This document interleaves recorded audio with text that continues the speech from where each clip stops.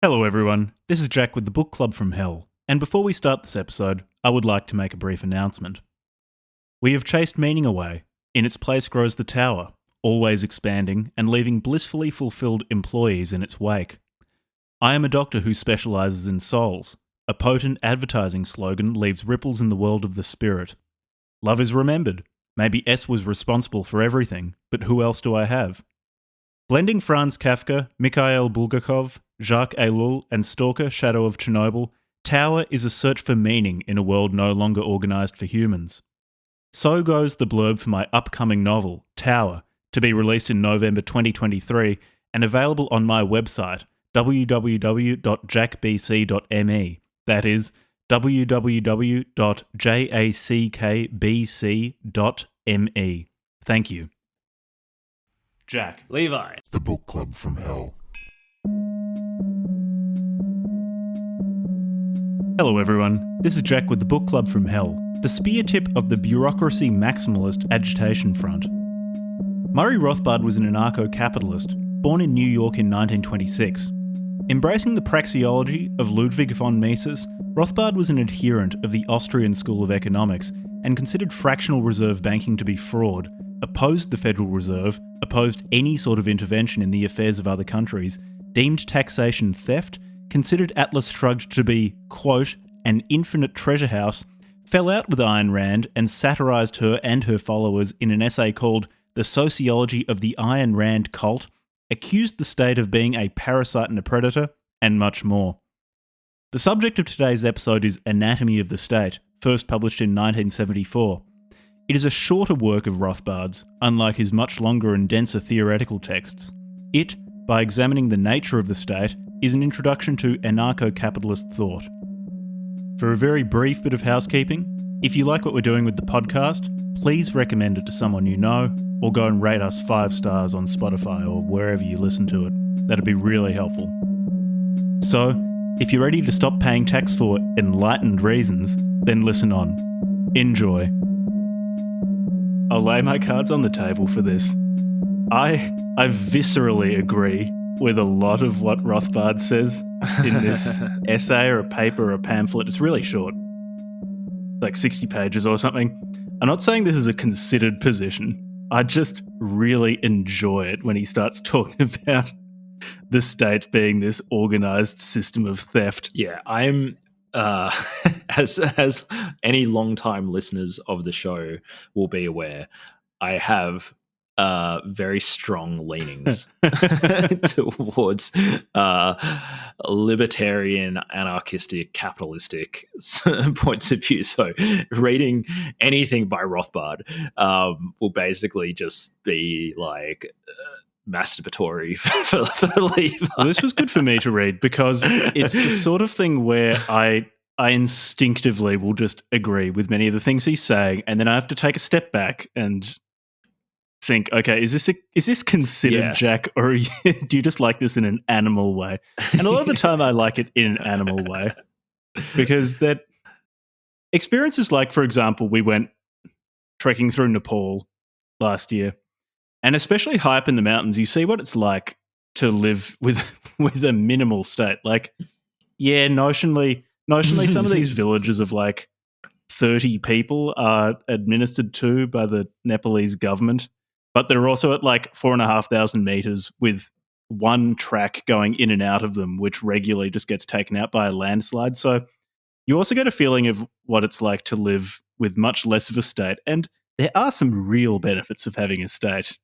There's some real conveniences that should be brought up, particularly against me when I start getting a bit too masturbatory with how much I like Rothbard. And I should also note that I've definitely read it at least once, maybe twice before, and I've read quite a lot of Rothbard stuff. So I was coming into this extremely friendly. Like when Jack said... Yeah, I'd never read anything by Rothbard before, so it'll be good to have your perspective on this. Yeah, like I really like Rothbard. Basically, I really like von Mises, and I really like Rothbard, and I really like Hayek. So, I've started reading Hans Hermann Hoppe, which is like Rothbard's sort of star pupil, and I really like Hopper as well. So. Which book of his? He has one Is called Democracy the God That Failed that you're reading? No, that's the one that I want to save for the book club. Because I was about to say that would be perfect book club from Hell fodder. No, the one that I'm reading is a sociological comparison between capitalism and socialism. And it's really good. So I've got the double whammy. I'm reading von Mises and Hopper at the same time. So book A from Hopper is like an analysis of socialism. What's it called? I can't remember what it's called. And von Mises' book B is also called Socialism. So they're both like just Austrian economists analyzing Marx, socialism, capitalism. So the other book that I'm reading by von Mises is a lecture series that he gave about Karl Marx and Karl Marx's work. So I mean, I really like these bosses. Yeah. Too friendly. So I had to come in with this a little bit. After finishing reading this time round, Anatomy of the State, I had to think through, okay, but what are some criticisms of my perspective on this? I actually think that in a way, this book might be harder for us to review for this book club because we probably intuitively agree. Whereas it's easier to do books that we don't disagree with and then can just make fun of. Yeah, I'm going to make an effort this time to be critical, to sort of be harder on this than I would be normally, because I am aware of the fact that I just intuitively agree with a lot of it in a sort of a pre-rational sense. So we should quickly say who Rothbard was and what problem he's trying to solve here. So maybe I'll say just quickly you'll who know Rothbard a lot more was for anybody. Yeah, so essentially he was sort of the intellectual spearhead of the libertarian movement in the US. He was, I believe, a student of von Mises and a contemporary of von Mises. So for people who don't know who von Mises is, von Mises was one of the most important, if not the most important, economist from the Austrian School of Economics, who, if you know about Bitcoin, you would have heard that term used a lot. If you've looked into Bitcoin, basically Bitcoin, hard money, libertarians, gold standard, all that sort of stuff, all very heavily influenced by von Mises. And von Mises trained, I believe Rothbard might have done his thesis or something under von Mises. So don't quote me on that, but something to that effect. Anyways, he was also a contemporary of Ayn Rand. Oh, that's right. Yeah, they knew each other. And they argued they were good specifically friends over the definition of anarchy. Yeah, that was a real point of contention. So, she was very heavily influenced by Rothbard when she started writing nonfiction. Did they have sex? Probably no, because she had her male concubine, her little harem of intellectual toe suckers. So potentially Rothbard was one of them. A bunch of servile weasels will debase themselves in any way just to get a lick of her big toe. Yum. While she smokes a cigarette and talks about the gold standard or something like that. Puts the cigarette out on their nipples or something. Yeah, you little bitch. I don't know, for some reason she's got an Austrian accent or something. That's my terrible convulsing in pleasure when she steps on them. Starts talking about self-organizing societies. Anyway, I'm not claiming that Rothbard and Ayn Rand had sex. No. So Rothbard is a really important economist. He also wrote one book in particular that's important to note, which is called Man, Economy and State, I think, which was kind of so von Mises had this book called Human Action, which is an amazing book, very long, but really worth reading. And then Rothbard basically kind of created Human Action 2.0 almost, improved on a few things that Mises said, added a bit of his own stuff, criticisms of the state and all this sort of stuff. And that's his magnum opus, Man, Economy, and State. And then he wrote a bunch of other really interesting articles. One is The Anatomy of the State. Another one that I really like that we might read another time if we want to is one where he criticizes, he's just like goes to town on government funded science, which I also That'd really be pretty liked. fun, actually. That'd be a lot of fun. Yeah. So, Jack, do you want to talk about what problem he's trying to solve with Anatomy of the State? Yeah, so at least in my mind, the problem he was trying to solve in the anatomy, or in this work, Anatomy of the State, is working against the increasing belief. So this was published in 1974. The increasing belief among most people in Western countries that states are natural and inevitable. And something even beyond that, not even where people would consider them to be natural or inevitable, but that people wouldn't even consider states to be almost this optional thing. It's a state always is. It's in the same way that gravity exists. You just have a state. It's just there all the time. Whereas states, particularly in the modern conception of the nation state, are quite recent. They've been around for a few hundred years. I've heard a lot of people say it was really the French Revolution that ushered in the age of the nation state, so 1789. I don't know enough about the history to definitively say whether that is or isn't the case, but I've heard that enough to parrot it to sound like I'm smarter than I am. So Rothbard really was aiming to try to dispel that notion of the inevitability of a nation state. But also, sorry, just to interject, not like even going back before the nation state, because he mentions like monarchies and stuff. Oh yeah, I guess so government. Obviously, yeah. Well, I guess we'll get into it, but he talks about what the state is. Sorry, you were saying, Jack?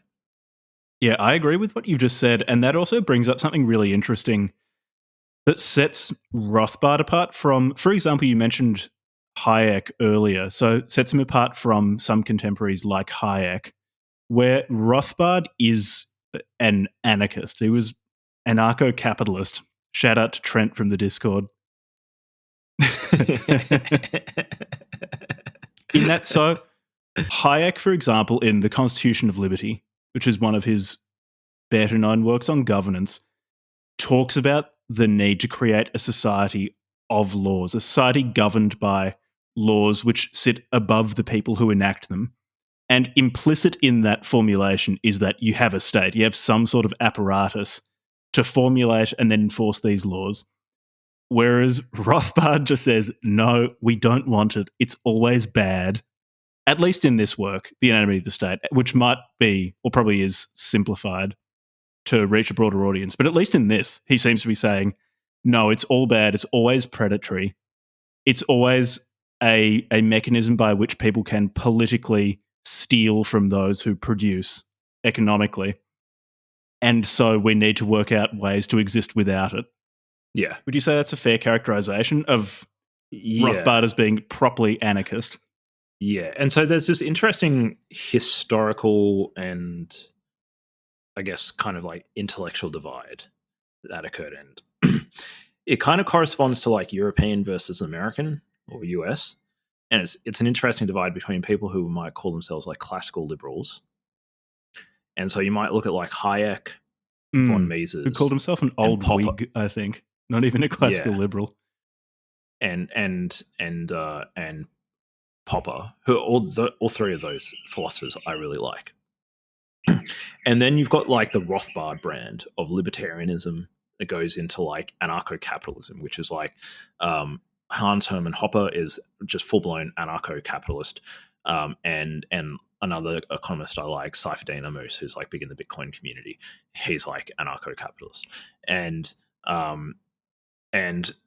if for me personally, I find this really interesting because I basically like all of those people I just said, but there's this big divide, or there's this kind of one of the kind of dividing issues which I haven't made up my mind on yet, but I find it an interesting thing to talk about.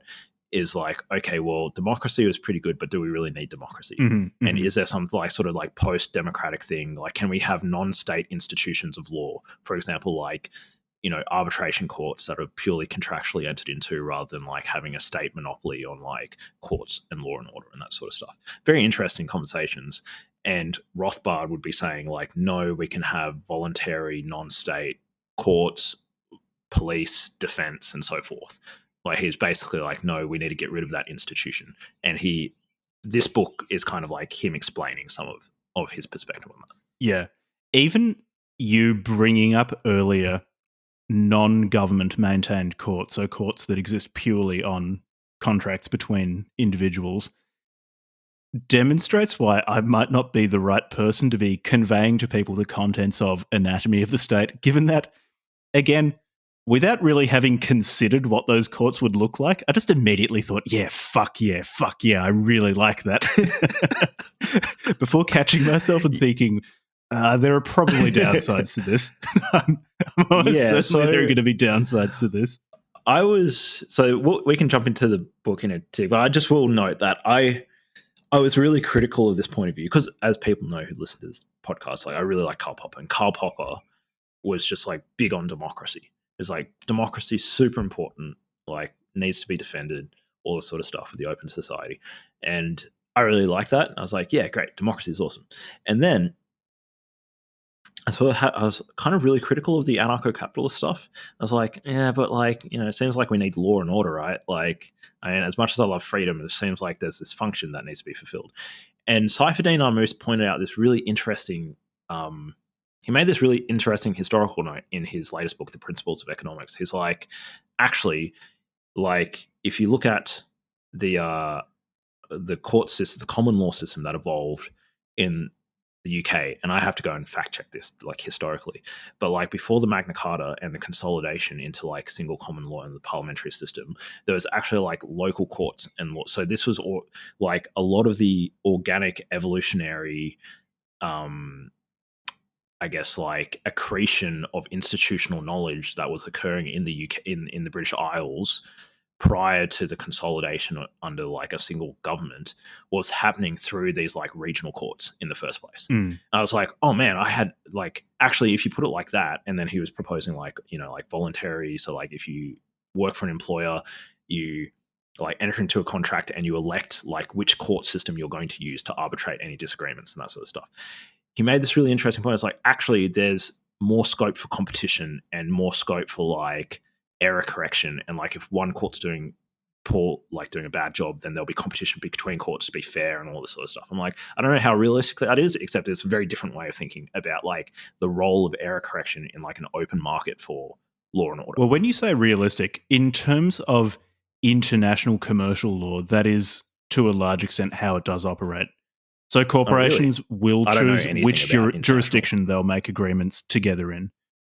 So, for example, in London this is a huge source of business in London specifically. So the number of companies that will effectively use London's courts is so much higher than the number of companies operating in London. So international commerce already does do that to quite a large extent. Huh. I didn't know that. Oh, well, there you go. So it's super interesting. And because on the basis of hearing that, I am now an anarcho-capitalist. So my thing that I know it probably comes across as like extremely ideological, and I guess everybody's ideological, I suppose, to some degree. But the sort of thing that I try to hone in on is error correction. Like the thing that stands out to me about Popper's epistemology and like what David Deutsch and stuff talk about is the importance of error correction. So to me, when Popper basically explains the purpose of democracy as being like a way to improve error correction in our governance, I was like, wow, that's a really compelling argument. But I never thought like, oh yeah, but like also when it comes to say like error correction within the the organization of the production process, actually having an open market of like competitive firms and consumer sovereignty and all that sort of stuff essentially allows the market to do error correction. Whereas if you monopolize that through a state, it means that you don't have that error correction mechanism. So I was like, oh, actually, so what they're trying to do is introduce this competitive error correction into like the actual process of evolving the laws and like the police systems and all that sort of stuff. I found it really interesting. Mhm. Still not decided, but I found it interesting. Yeah. So should we explain the structure of the book? Yeah. Before that, is there anything else you want to add in terms of how you see Rothbard's project with Anatomy of the State? So essentially, like Rothbard was like, this is one of many books where he's basically just going after the state. And importantly, when he's going after the state, he's not just limiting it to like, so von Mises and Hayek and Popper and probably some other philosophers, when they went after this issue of the state, they really aimed it at socialism in particular, and various forms of socialism and authoritarianism and Marxism and fascism and so forth. But it's really only, but they sort of like took democracy as a given. Mhm. Yeah, but we're trying to get rid of these authoritarian forms of government, and like because we want democracy. And there's even a book called the Last Night of Liberalism about von Mises, which is a biography of von Mises. And whereas, like, the interesting thing about the American libertarians is they said, no, fuck democracy as well. They're like, no, we need it. Like, it's completely illegitimate. It's completely like, it's coercive. The state itself is illegitimate. Like, we need to come up with like we need to go beyond democracy. Like, sure, democracy is better than socialism, but actually, just like Hayek said, the road to serfdom is working exponentially harder for a currency growing exponentially weaker. No, sorry, that's something that Michael Saylor said. But yeah, basically, road to serfdom is paved with good intentions, and the bricks are laid by the parliament who are democratically elected. Mhm. Whereas like Rothbard and Hopper and stuff, what I have found really interesting about what they're basically saying is like, actually, we've got an issue with democracy. They weren't just happy with settling with criticisms of socialist states or authoritarian states.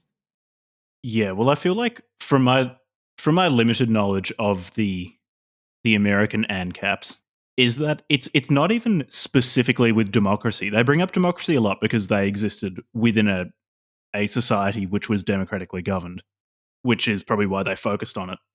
But it's specific. It's with government as an administrative apparatus, and so for them, it's not that relevant, or it is relevant how you choose the members of that administration. But even if you're choosing them in some optimal way, it's still something that they don't regard as legitimate. This administrative body Yeah. ruling them. So the book has 5 parts or 6 parts, and we're just going to roughly follow the structure of the book and say some quotes. It's not a long book, and the 5 parts are: what is the state, or what the state is not, what the state is, how the state preserves itself, how the state transcends its limits, what the state fears, how states relate to one another, and history as a race between state power and social power. Yeah, this was a really, really nicely set out short work and very easy to read. To what extent is the contents of Anatomy of the State simplified as compared to Rothbard's other works? I think his other works, well, in particular, Man, Economy, and State, is just extremely rigorous. Whereas this one is almost, it's almost like a lecture or something. Like you could see him being just this just being a one lecture summary, or like maybe 2 or 3 lectures summary of like his point of view. Yeah, because a lot of it felt to me like admittedly, a fairly long manifesto, but still a lot like a manifesto in that he's setting Yeah. out what he believes. He's not going into too much detail on each individual point so that he can keep it short. That was my Yeah, feeling, and which is why I want to know whether this is representative of the depth of his thinking or not. no, so Man, Economy, and State is really like really rigorous. So it's called, so von Mises called it praxeology, which is the study of human action. So human action being intentional, purposeful, cognate behavior versus say like reflective Mhm, behavior. So mhm. like if I like a reflex would be like, oh, you burn yourself, you're gonna like withdraw your hand. That's not action. That's not what he means by human action. What he means by human action is like doing something with forethought. Okay, I'm going to go and buy this fridge because my current fridge is broken and that's a problem I've got. So I'm going to go and perform this action. So human action, praxeology being the study of human action, it's there's a couple of important points to understand about it. The first point is that it's an individualist methodology. So you don't collectivize people. You don't like put people into these groups, arbitrary groups like race or state or like gender or whatever. You think about like each person has their own thoughts and their own plans for their life and the things that they're trying to get out of their life. And they've got to work within the constraints of like their resources, time, energy, goals, and so forth. And so you're studying human action and the economy through that perspective, which I think is the correct methodological approach to take to studying economics, which is why I'm a Bitcoiner. I guess we'll put a pin in that point to maybe talk about after we've run through the contents of this book, because I guess one maybe a point against that would be, wouldn't someone's group identity, like their sex, their gender, their race, nationality, etc., influence how they make particular decisions, meaning that they need to be taken into account? Yes, and that's fine. That works within this framework. Yeah. Like, so you're not analyzing it through the perspective of like, say, this class. So like a really good example would be like Marx spoke about class and class interests. So you explain somebody's behavior because, say, they're a member of a particular class and they're basically just a conduit to express that class's interests through their behavior. So that would be like a collectivist analysis. So basically von Mises would say that's an invalid way to analyze that person's behavior. You need to look at like what, so that person might care about the fact that, say, they're the member of a particular class or race or whatever, but it's not like the primary actuator of like the analysis. So it's an input. Yes. But yeah, okay. It's not the primary actor. And so Rothbard's other works, he's got two types of work. He's got his historical work. Sorry, three types of work. He's got his historical works, like For a New Liberty, is basically, and then he's got another book about like the history of economic thought. Then he's got his praxeological work, which is very like academically rigorous. And then he's got his stuff that's more like polemic. And this is one of his polemic fun works. stuff. Yeah, the fun stuff. So this work and the one where he's like taking down state-funded science and stuff. And there's another really good one that I like where he's like attacking state-funded military stuff. And so he's got these like firebrandy sort of like, old man shakes fist at sky sort of vibes in like a subset of his smaller works, which are much shorter and tend to not be as rigorous. Got it. Yeah. Yeah, thanks for that bit of context. Sorry, I only just realized how much I know about Rothbard. Yeah, well, it's really good. I expect a lot of this episode is me just going to be asking questions for my own interest about Rothbard and then hoping that the audience also finds it interesting. I'm not a Rothbard scholar. I'm just I'm enthusiastic, though. Okay. So don't quote me on anything. So what the state is not is the first section. No, Jack, you missed the most important part to start off. The introductory quote at the beginning of the book. Yeah, read it out. Okay, so instead of like quoting somebody else or like dedicating the book to somebody, the first thing in like before the table of contents, it's just he's quoting himself. That's how much he backs himself. He's like, fuck yeah, this is awesome. Of course this man knew Ayn Rand. Of course they got along. He said, the greatest danger to the state is independent intellectual criticism. Quote, Murray Rothbard. He quotes himself, effectively appointing himself as the greatest threat to the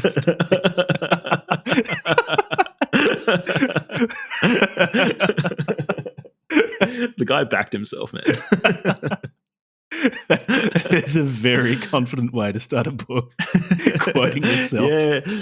Look, even if you don't like Rothbard, you got to give him points for confidence. That's a really powerful confidence. All right. What the state is not. So straight up, Well, after quoting himself, I should say. So first he quotes himself as the greatest threat to the state, and then he starts talking about what the state is not. So what the institution that he is the greatest threat to is not. And he lists a few of these things that'll be familiar to people listening today as to what the state is described as an institution of social service, or an amiable, though often inefficient, organisation for achieving social ends, or a counterbalance to the private sector, or something identified as the same as society. And this last point seems to be the one that he considers to be the most threatening, at least if the amount of time in this tract dedicated to it is anything to go by. And this belief that the state is the same as society is increased under democracy. And I've got a good quote about this. The useful collective term "we" has enabled an ideological camouflage to be thrown over the reality of political life. If we are the government, then anything a government does to an individual is not only just and untyrannical, but also voluntary on the part of the individual concerned. So, all of these things, these different ways that the state is sometimes described in society, Rothbard just says, no, they're all wrong. None of those things are right. It's not a counterbalance to the private sector. It's not the apotheosis of society. It's not an institution of social service. It is not us. It's, well, we'll get into what it truly is. Yeah, and one of the interesting points that he makes is like, if you think it's us, if you think the state is us, then therefore conscription. So he uses a bunch of examples, but I found the conscription just doesn't make sense. Yeah. It's just like, okay, so you voluntarily enslave yourself to go off to military service and fight on the shores of some other country, but obviously that's not in violation of your own consent. But then it goes one step further to people evading conscription, because that means that they have voluntarily enslaved themselves to go fight and then not obeyed what they have voluntarily done, and then voluntarily allow someone else to arrest them and put them in prison for it. Yeah, exactly. So this follows very naturally from methodological individualism, which is like, okay, that only makes sense if you think of like the individual has their own goals and beliefs and so forth, and whether or not they want to fight on the shores of Gallipoli or whatever is an individual decision. And the state is the institution that is not them, clearly, because they're not enslaving themselves, and it's just an institution of people who happen to have. Well, we'll get on to what exactly it is. So I broke this section down into the mistake that people make, which is largely the mistake is people think, oh, the government's us, or the government's an institution of social service. As a historical note, there were a lot of justifications for different states throughout history. So he sort of touches on this a little bit, but it's interesting to note that, like, further, the people like Hegel, who he was an intellectual who basically started the German school of like basically state-based justification for state power. He started off with trying to justify like Frederick III's, I think, or Frederick Wilhelm III's like state power. And then, but throughout history, there's been lots of these like intellectuals. I think the Chinese like there was this big intellectual bureaucracy in like the Chinese dynasties that were basically just there to justify why the Chinese rulers should have power. Well, it still exists. And yeah. And you can see it in different, you can definitely see that still happening in today in the West, or like in different parts of the world, where like there's people who essentially just try to come up with reasons why the state is legitimate. Another really interesting one is like Hobbes. Leviathan, you know, and there's lots of different reasons why, you know, is it spiritual reasons, say like under Egypt, there's another really good book I like called for Good and for Evil: The Consequences of Taxation on Human Civilization. It's such a Levi book to read. It's such a good book, where he basically just starts from like ancient Egypt and just goes through all the ways that rulers have taxed and inflated and abused their citizens for like the last 4,000 years or something. And like even in ancient Egypt, there was like the priest class who just basically came up with propaganda saying like, oh yeah, the pharaoh, like he's like the son of Ra or whatever, and therefore he has the right to take whatever fucking measly wealth you have, you fucking Nile river drinking peasant piece of shit. Like we're going to take all 3 copper coins that you've got and we're going to give it to this fucking guy over here because he's the son of Ra. So yeah, this has been going on for a very long time. And basically Rothbard comes along and he says in the second part of this chapter, which I view as like, the first part is here's the mistake people are making. The second part is the correction. Mm-hmm. Can I just read out the correction? Yeah. Because I think he says better than I can say it. He says, quote, "The state is that organization in society which attempts to maintain a monopoly of the use of force and violence in a given territorial area. In particular, it is the only organization in society that obtains its revenue not by voluntary contribution or payments for services rendered, but by coercion. While other individuals or institutions obtain their income by production of goods and services and by peaceful and voluntary sale of these goods and services to others, the state obtains its revenue by the use of compulsion, that is, by the use and the threat of the jailhouse and the bayonet. Having used force and violence to obtain its revenue, the state generally goes on to regulate and dictate the other actions of its individual subjects." And then all the other history is just details of like how people tried to justify that in different areas at different times. Mm. Yeah, so contained within that is a rebuttal of, for example, the claim that the state is a provider of social services. So I suppose to that Rothbard would say the fact that you're forced to pay for the social services means that it's not voluntary. The state is still taking money from you that you might not otherwise give, and then using that to provide services that you don't necessarily want. Yeah. Also, like it's sometimes unhelpful to sort of think about things too abstractly. And so obviously these things exist at an institutional level. And so at the end of the day, you've got to talk about institutions.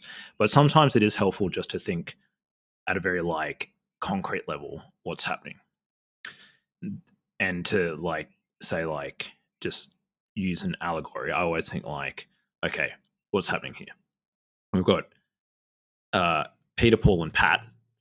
And Pat's hungry, so Paul's going to come along to Peter and say to Peter, hey, I'm going to take some shit off you to give to Pat. And whether or not you like it, and I'm the good guy here, and I'm going to override your voluntary like autonomy here and take from you and give to this other guy. Now, that doesn't negate whether or not like, say, Pat's hungry or whether or not like Peter should or shouldn't give some food or whatever to Pat or like whatnot.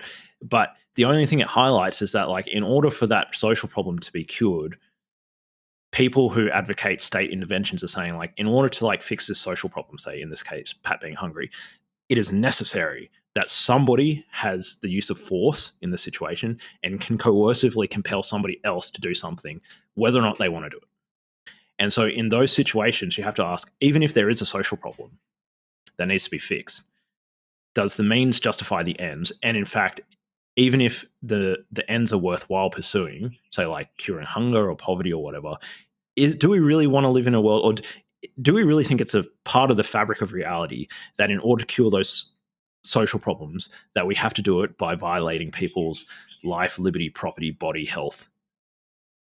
I tend not to think so, but a lot of people come down on the side of like, no, in order to achieve certain things, we must have like this institution that does this thing by overriding people's consent. All right. How about, okay, so normally in episodes, I am the ChatGPT bot of whoever wrote the book trying to steel man them. Given that I just reflexively want to agree, I'm going to be sort of anti-Rothbard bot. Try my best to be anti-Rothbard bot. I'll give it a go as well. I'll try my best. What about, okay, so I haven't looked at the numbers. This could be something that people have quantitatively looked through, but if you have a society in sort of a Hobbesian state of nature in which life is nasty, brutish, and short, you're going to be spending so much of your time, or just your resources in general, of which time is an important component, on security and protecting your life, your property, those of your loved ones, that generating more is going to be really difficult. You've got that huge cost already. What if the state, by effectively raising the cost of petty violence to the point where it makes much less sense and fewer people will do it, allows more people within that state who have given up their right to act violently, either in a predatory way or in a retaliatory or a defensive way? What if that allows them to actually generate more? If there's an optimum level of coercion that actually promotes generativity. Yeah, so should I actually respond to that, or should we take it as like, do you want me to like say yes and let's riff on it? Because I also have to like fight the urge to just agree with Rothbard. Give the Levi/Rothbard bot answer, and then we can talk about anti-Rothbard bot. Okay, because I think that's actually a really interesting. I wasn't expecting you to go there. I thought you were going to go like market failures or something. But that's an interesting way to put it. Like, is there an optimum level of coercion? The thing is, like, in order to have that institution doing those things, it has to violate people's property. Mm-hmm. And property includes like their body. So like if that could mean like direct slavery, or could mean just like excessive taxation or whatever. So the primary issue here is that you don't see the damage that you've caused by taking those resources away from those people who would have done something else with those resources. And in particular, one of the things that people do is they purchase security, or they invest in things for their security, and they engage in voluntary exchange with one another in order to provide or purchase security services. And this is one of the most interesting points that like I have been grappling with recently, is that like an economic good. So, okay, quickly, an economic good is just like a good that's scarce, or like something that's scarce. And therefore you have to make marginal decisions about it.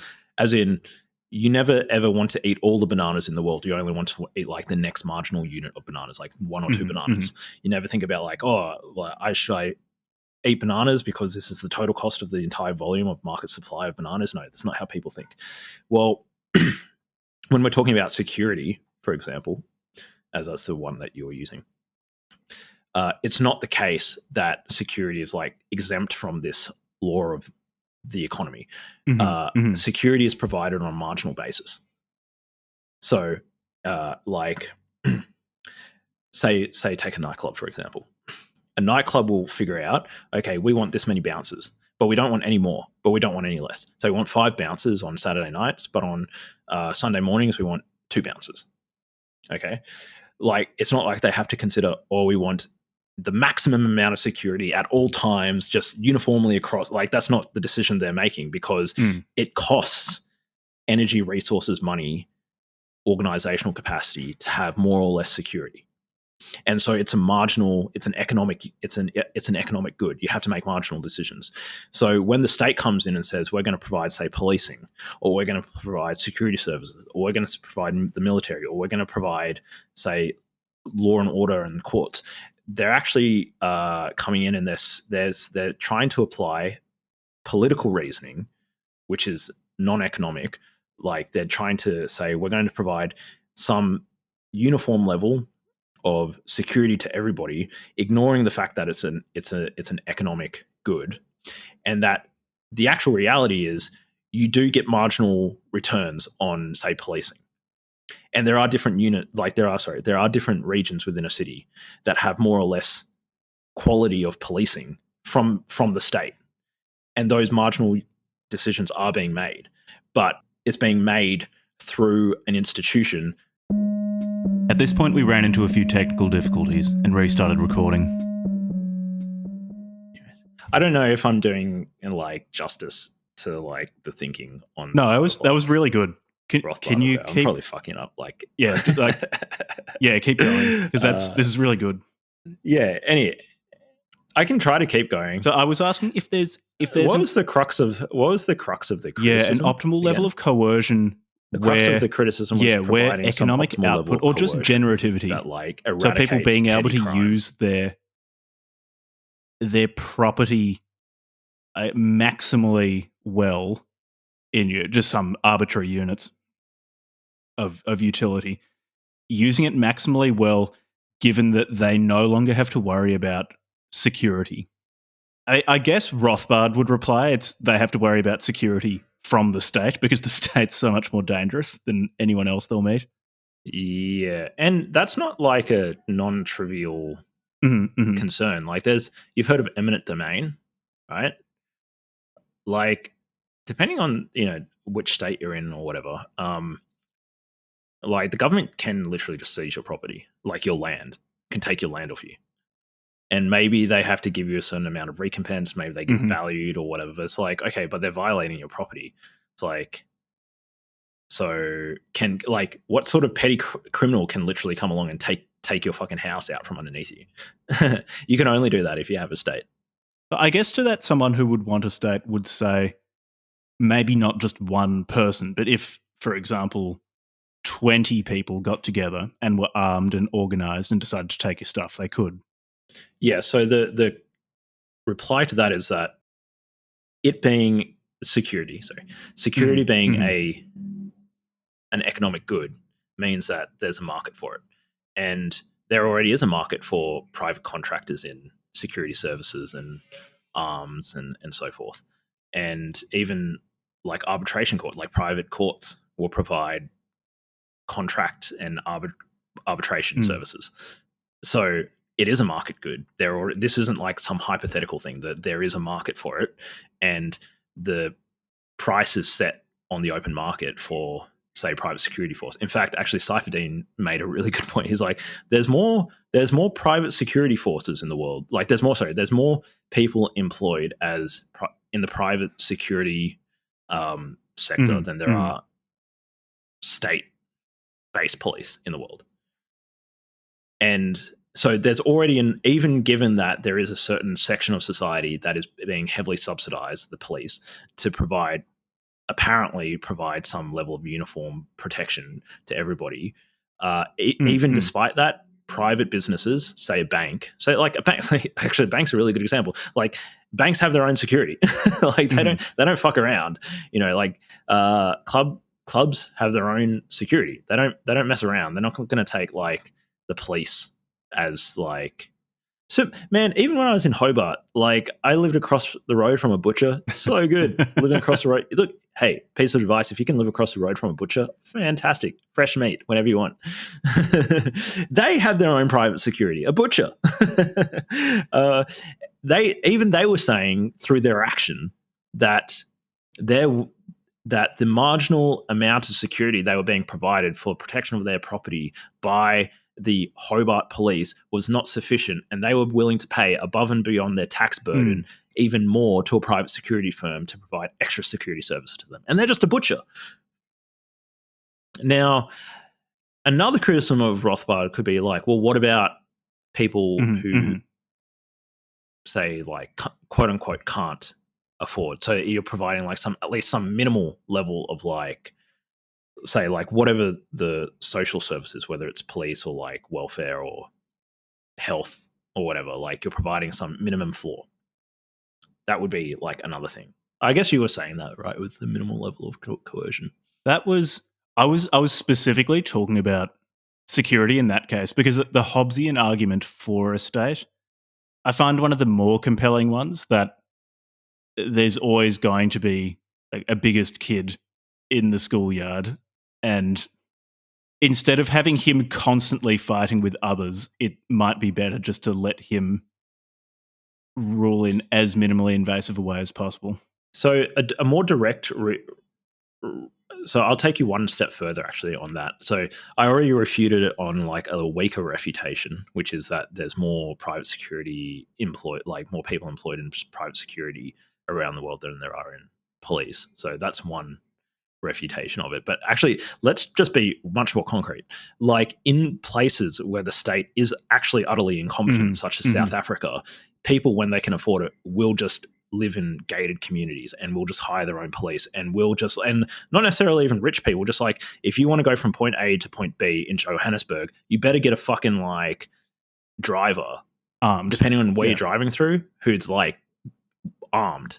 And yeah, and don't fuck around, because like you don't want to rely on the police to help you out in a place like Johannesburg or a place like I don't know, like Rio, like some of the parts of Rio de Janeiro. Like you don't fuck around there, and it's not the police that are going to help you. And yet there is a state in those places, and people. The market solution for dealing with the level of insecurity in those places is not to deal with the state. And not only that, but furthermore, you actually might be putting yourself in more danger by going to the state, because it might actually be the police officer that fucks you up. So could this be an argument then for well-run states? Yeah, that's a good one. Let me see. Because those are two like really, really corrupt states. So maybe is that an argument for well-run states? I'm trying my best to be difficult here. No, that's a really good. That's a really good question. I instinctively quite like what Rothbard is offering, so I'm trying to be difficult. So let's take a state that people would generally think of as good would be something like Australia. Well, generally speaking, I think people think Australia is a pretty good place to be. Well, people vote with their feet. Lots of people trying to get into Australia. Yeah. Yeah, but okay, so even within Australia, it's not uniform. Like there's parts of Australia where like it's really dangerous to walk down the street. And there's parts of Australia where you could be like a 21-year-old chick and walk down the street naked at 1 a.m. in the morning and you'll be absolutely fucking safe. Or like you'll be like pretty fucking safe. So even there, it's not uniform. And I would say, actually, saying that out loud now, I actually don't think that's a function of the state necessarily, but like the culture of the people who live in those different parts of Australia. It's more a function of like the community or the residents of the space than the functionality of the state itself. To that then, to what extent is that culture informed by the knowledge that there is an sort of an organ of punishment, that we've internalized this idea that we will be punished by a big scary entity like the state if we do something wrong? That's an interesting one, because the places that I'm thinking about that are particularly dangerous are also places where the state is pretty like punishing. So I'm thinking in particular like certain like indigenous communities in like the Northern Territory are fucking dangerous, and like but at the same time they do not have a good relationship with like the police and all the cops. The police or the courts or lawyers, and yet they have very high like so it's like they simultaneously have high rates of arrest and high incarceration rates, and they also have high rates of like violence. So like arguably from a law and order punishment point of view, they have very effective states because they have very high incarceration rates, right? And yet they have very, very high rates of like interpersonal violence. So like those are not compatible. I'll respond to that as anti-Rothbard bot, and then we can put a pin in it because it has to do with state ideology, which Rothbard talks about a lot in what I think is one of the most interesting parts of this. So maybe you could say, well, those are parts of Australia which haven't internalized the state to the same extent. The state. So maybe it's having a state which is so powerful to the point where it invades your mind. One which makes you compliant because you want to comply. Maybe that is actually what is desirable. We just need Benito to come along and psyop you into conformity. So the next section is what the state is. Or do you have anything more to say about what the Yeah. state isn't?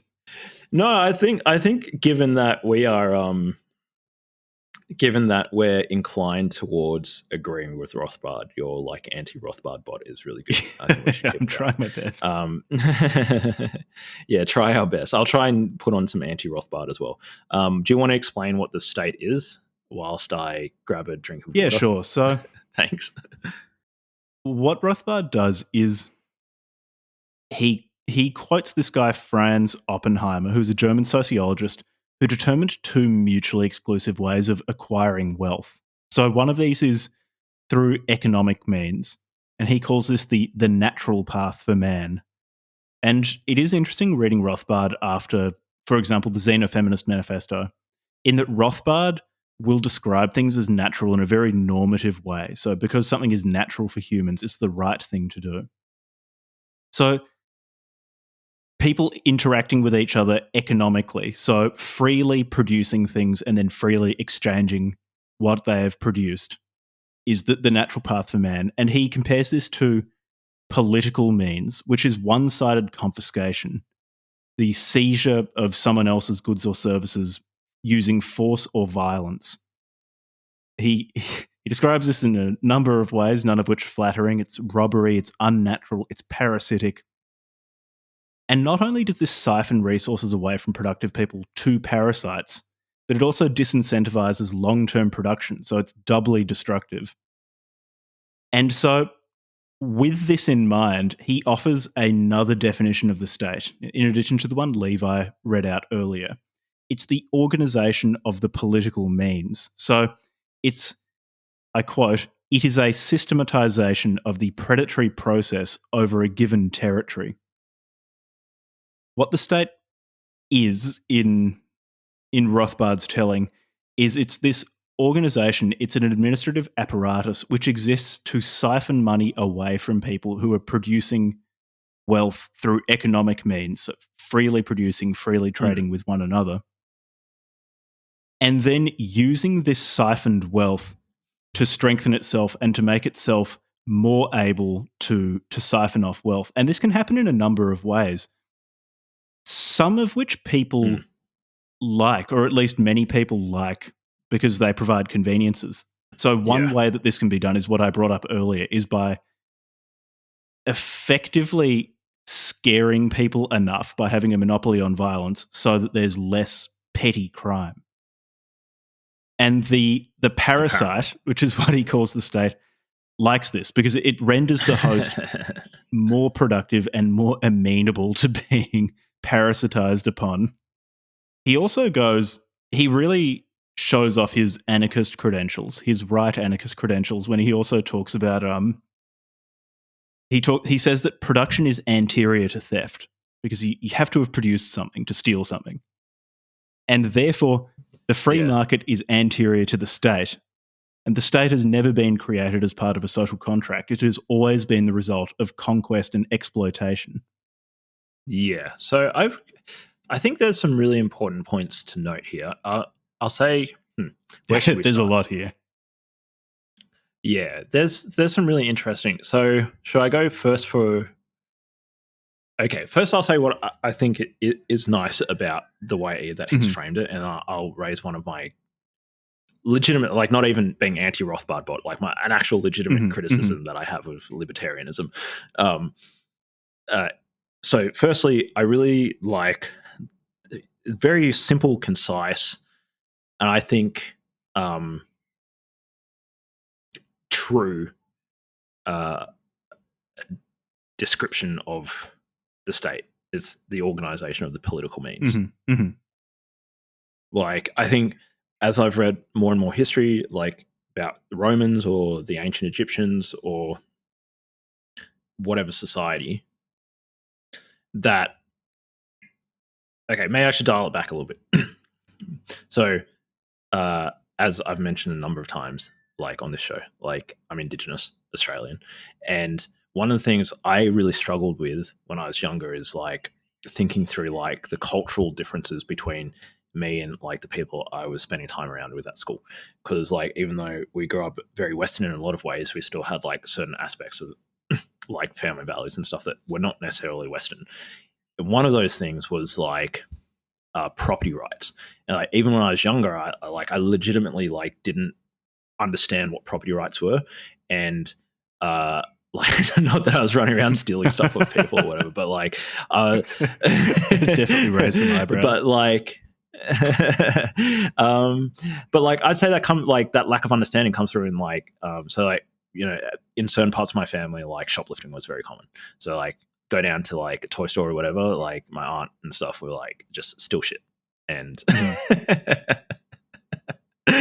you know, like I think that like people enact their values, right? So that's her enacting that is a direct reflection of her not understanding and or not valuing like property rights. And part of the reason why I've gone so crazy on property rights the last like few years since coming into contact with Bitcoin is because it's forced me to like deal with this quite deep. It comes out in the form of explicit knowledge in like economic texts and stuff, but there's also like a deep cultural thing to it. And so when I look at other cultures, I often look at them in comparison to like, say some of I shouldn't say like me being indigenous is not correlated with the shoplifting experience. I had plenty of white friends who Levi's made a concrete link. No. The link to property rights for me on a cultural level was more to like collective senses of property and land rights. So like in Australia, we talk about land rights, community level land rights, where like a particular community or family has like connection to the land, and they don't necessarily like view the land like cutting it up into plots and like allocating them to individuals or individual families. I think of more of like the community has this like connection with the land, this ancestral connection to the land, and we're all like custodians of the land is the language that we use. We don't even necessarily say owners, we say traditional owners or custodians or whatever. So when I've been reading over history, like I almost see it through the lens of like both as an Australian and also as an Indigenous Australian who thinks about like native title and Indigenous land rights and stuff. And one of the interesting things about like Indigenous Australia is like traditionally we didn't have like a state. Like when like a lot of the issues between Indigenous Australia and like the colonies and then subsequently the Commonwealth have come from like there hasn't been like a state to intermediate the political interface between like First Nations peoples and the Commonwealth or the Crown, like the British Crown. So I really see what Rothbard's talking about. You've got like all these people who are hyper productive, so like going out and starting businesses and stuff, and like submitting themselves to the discipline of the market and like creating things, selling things, and only like getting the money that they get from the market because they've given somebody else something that's the other person is willing to give up money for. And then you've got this other thing, this institution, which like historically my family always has had like this issue with like the state, because like the state of New South Wales like like it violated our property rights historically. And so like then you've got this other thing which for whatever reason in different historical contexts has gone around to those people who are productive and said for whatever reason this philosophy or this religion or whatever, and said here's our justification why we're going to take part of your income this year, or we're going to take like your land this year, or we're going to take whatever this year, or we're going to conscript your son to go and fight in this war this year. And I think like the organization of the political means is just such like a powerfully succinct way of saying it. So that's one of the things I liked about this. It's very good language to use, I found. Sorry, that was quite rambly. No, that was good. That does sum up a lot of the good aspects of it. And it does also bring to mind something that we discussed a fair bit in the episode we did on The Conquest of Bread by Kropotkin, where I don't know if Rothbard explicitly says it in this book, but it's very much implicit, if it's not explicit, that human beings naturally assemble themselves into complex societies. It's just when you put humans together and leave them in a place for a period of time, they self-organize. And that this self-organization happens without a state administrative apparatus. And you can get lots of very, very positive things from this self-organization. You don't need a state apparatus in order for that organization to suddenly be good. Yeah, like all the degenerates coming into our Discord. Shout out to the Discord. Shout out to names. Yeah, no, it's really interesting. So can I make a point about the part that I don't like about it? That would be really good, especially if it's if it's not just anti Rothbard bot, but it's actually Levi. Yeah, so my biggest concern about the libertarian philosophy stuff that I see that I've been reading so far, and granted, I'm not that knowledgeable about it, but is their use of this term natural? Yeah, like as Popper, I think Popper or whoever came, like the refutation against the naturalist normative fallacy. So it's roughly saying that like such and such behavior is natural, such and such behavior is not natural, and saying that like, well, because it's in alignment with nature, whatever that is, and nature is good or whatever, therefore acting in accordance with nature is like the morally good thing to do. Now, I don't think that's quite what he's saying. So if I bend my mind a little bit and just take into account what other people I've read, other libertarians, I think when they say natural law, I think I'm not entirely sure, but I think what they, because they're pretty vague about it. If you ask me, like even Rothbard's kind of vague about it. Like he just kind of says natural. Oh, so law, he doesn't go into this normative use of natural in other works, because I just kind of assumed that he did. Maybe a bit. Maybe I'm just like blanking on this one, but I think I feel as though like it's not unpacked enough. It's kind of just stated as if it's like this thing that is like almost like self-evident. And I don't think that any knowledge is self-evident.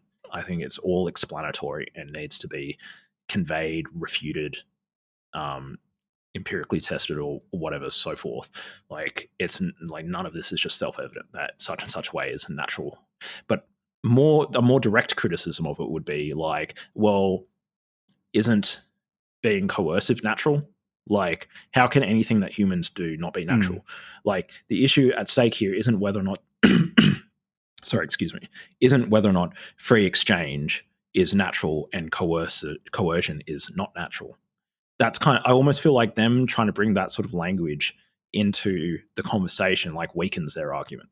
Yeah, well, even more fundamentally, and this is a problem not only with Rothbard, but a problem with very, very many thinkers, is that I'm often very unclear on what natural means as opposed to humans. So, okay, an extreme example, an atom bomb. It's using the same laws of physics as something that most people, even with a woolly definition of natural, would acknowledge to be natural, like a flower growing in its natural habitat. It's using the same laws of physics. It doesn't exist in a different physical reality. If by natural they mean something that would not exist without a human, that's a definition you can talk about. It does still feel somewhat artificial in that you could say, okay, well, why don't you define natural as something that frogs didn't make, as opposed to humans? Yeah. And why is it? Why did you draw the line at any particular point? Yeah. With technology, like there's fundamentally nothing that we can do that breaks the laws of physics. Like by definition, that's almost tautological to say that. So like any technology that we make is constrained. Like we can't make a technology that breaks the laws of physics. All our technology is constrained by and utilizes our knowledge of the laws of physics thus far developed. And if you say like, well, nuclear bombs are unnatural, it's like, yeah, but why aren't polyester clothes unnatural? Some people do say polyester clothes are unnatural, so they don't wear them. So they wear cotton or bamboo. It's like, yeah, but we cultivate cotton. And the cotton didn't weave itself. It's not like the cotton that you make. Like it didn't grow out of the ground. It didn't weave itself. And also like, it's like the cotton that you get from like the farm is not the same cotton that just grows out in the field. Like that stuff's been like essentially bioengineered for generations. Like where'd you draw the line? Why not just walk around naked like in the Sahara or wherever? Don't use any technology and just see how far you fucking get. Like everything that we do is a creative act of our mind. And none of it is unnatural because none of it is breaking the laws of physics, and humans are a product of nature. And our very special thing that we can do is that we can do all these transformations on our environment that other species can't do.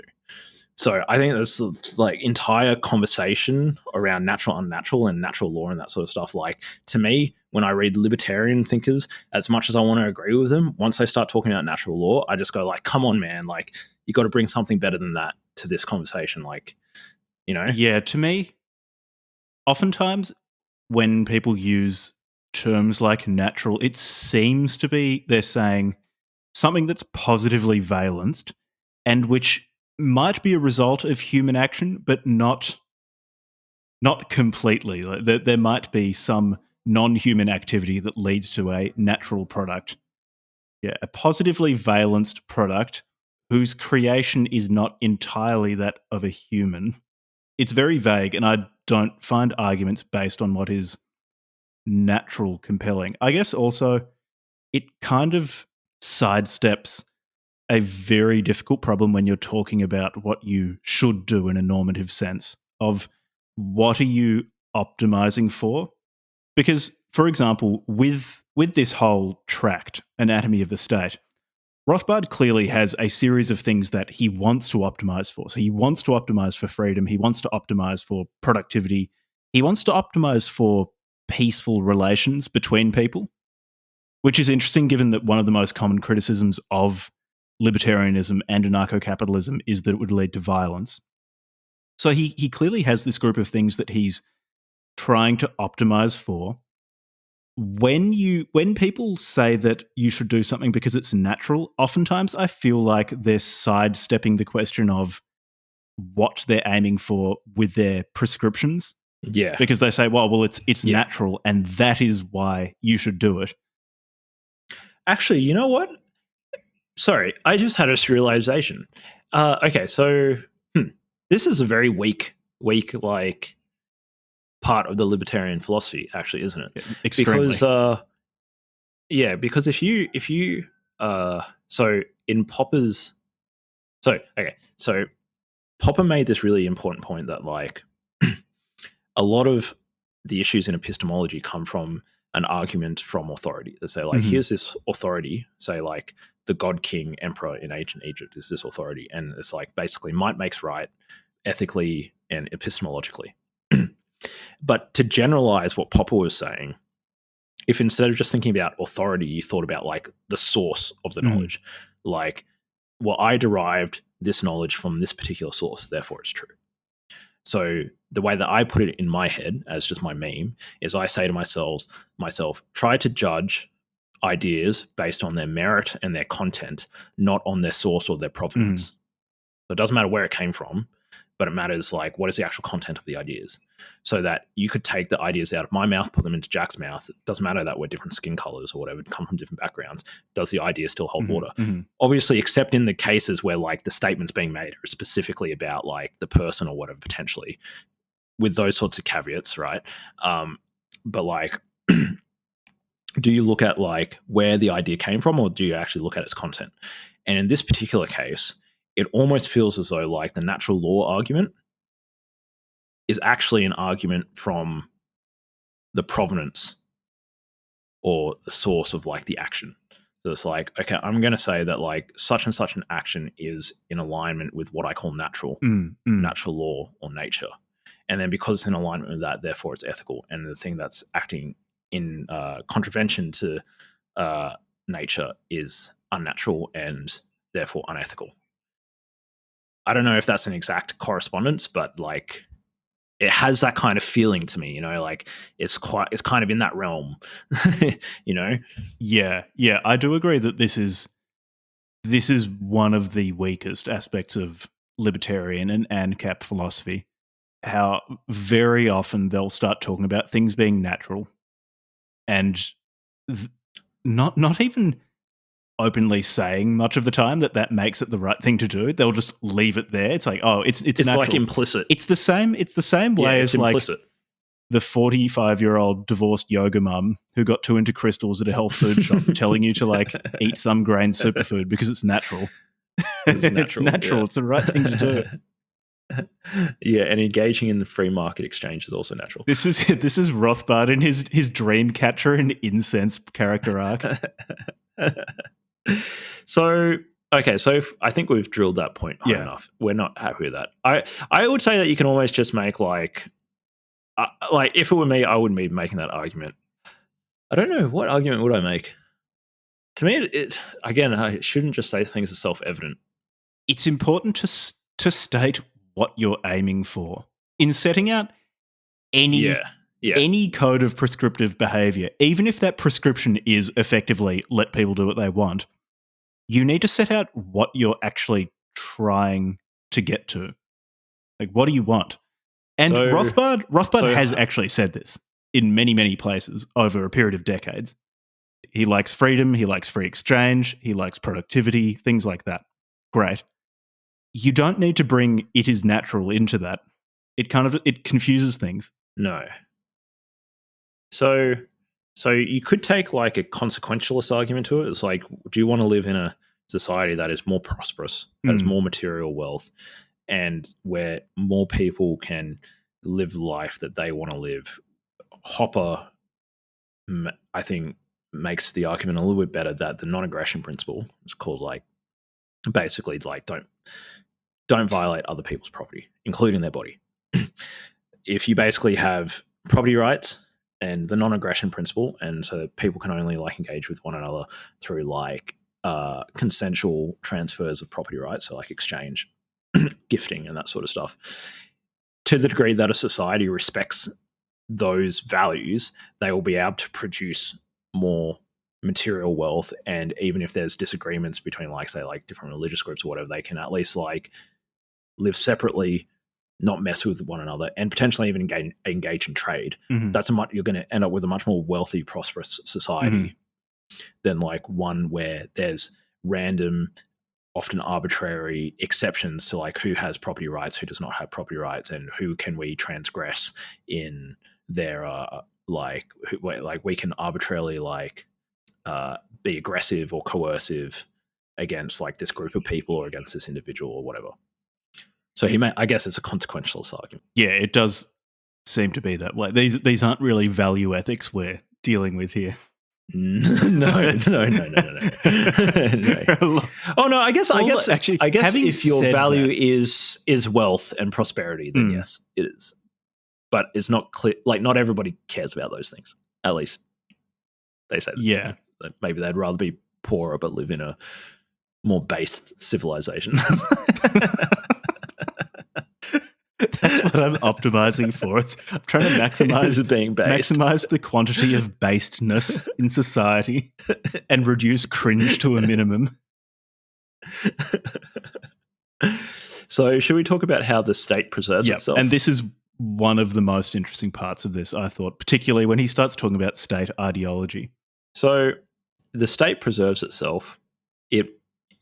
In order to preserve itself, it must manufacture the ideological consent, either active support or at the very least passive resignation of at least half the subjects, and the general mechanism by which that ideological consent is manufactured and secured by the state is spearheaded by the intellectual class and propaganda and ideology. He calls it ideology. I want to stop you there just so I can say he divides the ruling part of a state, which he keeps calling the parasite, into a short-term and a long-term mechanism or groups of mechanisms. And the short-term mechanism is violence and coercion. But he said that while this works in the short term, so if someone is doing something against the state, then the state agents of coercive violence can be sent out and knock this guy on the head and make him stop doing whatever he's doing, such as writing books against the state and then quoting himself at the beginning of the book saying that he is the greatest threat to the state. And then the long-term mechanism is ideology. And he said that you can't have a stable parasitic relationship with a ruled group of people so reasonable. Just using violence, because it's too expensive. It's effectively a market mechanism. It's just too expensive to do that. You need to make them either support you or, like you said, just kind of resign themselves passively to your existence and your parasitism. Okay, yeah. Please go on. Sorry for jumping in. No, that's. I think that's a really important point. Yeah, so it's like the stability of the ruling class over time, and to the degree that he's basically saying like if the ruling caste loses the perceived legitimacy, ideological consent of the ruled, then it's only a matter of time until basically they're going to lose power, because of revolution or whatever. Mm-hmm. Mm-hmm. So should I read out a particular quote? Okay. So for this essential acceptance, the majority must be persuaded by ideology that their government is good, wise, and at the very least inevitable, and certainly better than any other conceivable alternatives. For example, like other states. So demonizing like the governments of other parts of the world. They must promote this ideology among the people. Promoting this ideology among the people is the vital social task of the intellectuals. So we've sort of mentioned it on this podcast before, like, which is really playing our hand here. But the degree to which the intelligentsia of, say, like the Western academic class and the journalists and stuff of mainstream media, almost like this priestly class, the cathedral, to use Yarvin's wording. Yeah, the priest, they're kind of like secular cast, priests. But not a based Renee Guénon priestly cast.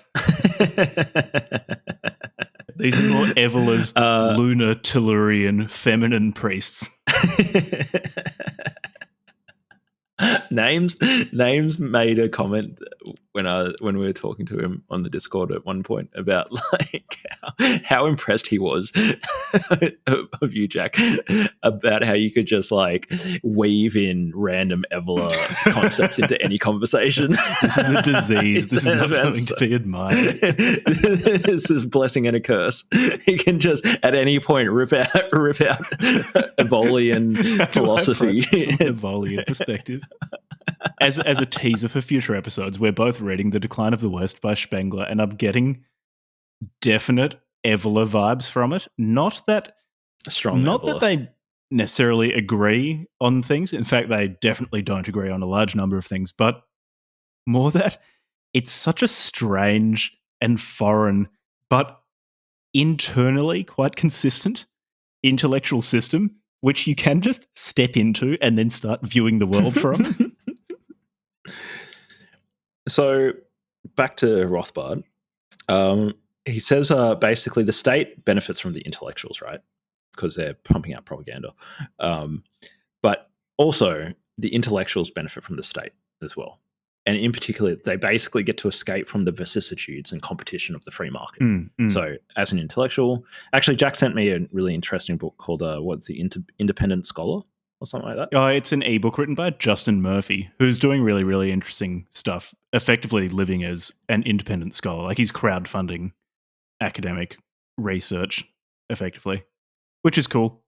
Yeah. Recommend looking into it. Why he's got some really interesting things. So why I bring him up is because basically I love independent media. Love OnlyFans. And the golden age of amateur porn. No. So basically I also highlight like CoffeeZilla of YouTube, like independent journalism, amazing investigative journalism and so forth.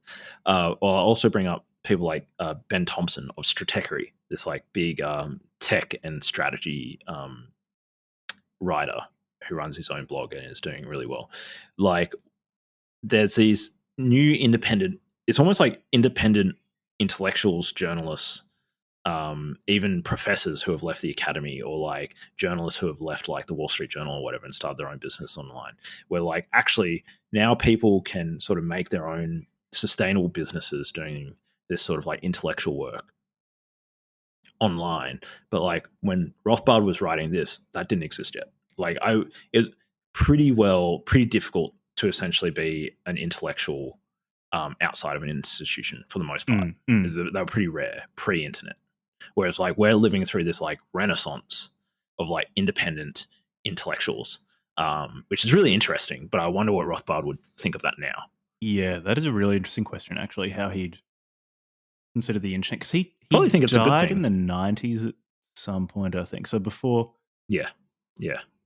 like, the sort of consumer internet was beginning to get going at that stage, but obviously nothing like now. like it is now. Yeah, because like say take say take Ben Thompson of Stratechery. He's subjecting himself to the discipline of the market. Like at any point he could lose his following, and if he doesn't sustain like his output and the quality, like both the quantity and quality of his output. And so that means like, I mean, he does amazing work, but it also sounds like he's pretty obsessive. He has to like he's writing like 2,000 words every day and like pumping it out like all the time and running his business and stuff. Yeah, it's pretty crazy. Like whereas like you can see like a lot of people aren't going to be able to do that, or aren't or don't want to be able to do that. And so like say like a job at a university as an academic. I mean, academics, like some academics work pretty hard. Like it's variable, but like yeah, I don't know, it's interesting. Non-institutional intellectuals are really interesting. It's interesting bringing that up with non-institutional intellectuals in the context of Rothbard, because while a number of them, or maybe a greater proportion of them, now that there are other avenues for funding, won't just be effectively offering ideological justifications for the continued existence of the state as it currently is, the market also doesn't necessarily select for truth. In the case of especially if it comes to academic or intellectual work and then publishing it, it's to a large extent selecting for entertainment value, which is why you now see this profusion, this proliferation of quote unquote independent maverick media organizations, most of which seem to exist as basically like YouTube reaction channels for mainstream media, where they'll just be like, "Oh, I read this thing by CNN and it fucking sucked." And it's like, yeah, nice one, mate. You're not really adding much to the conversation, are you? It was like Candace Owens, yeah, or like Ben Shapiro or something. just professional whingers. Yeah, it's just so fucking annoying.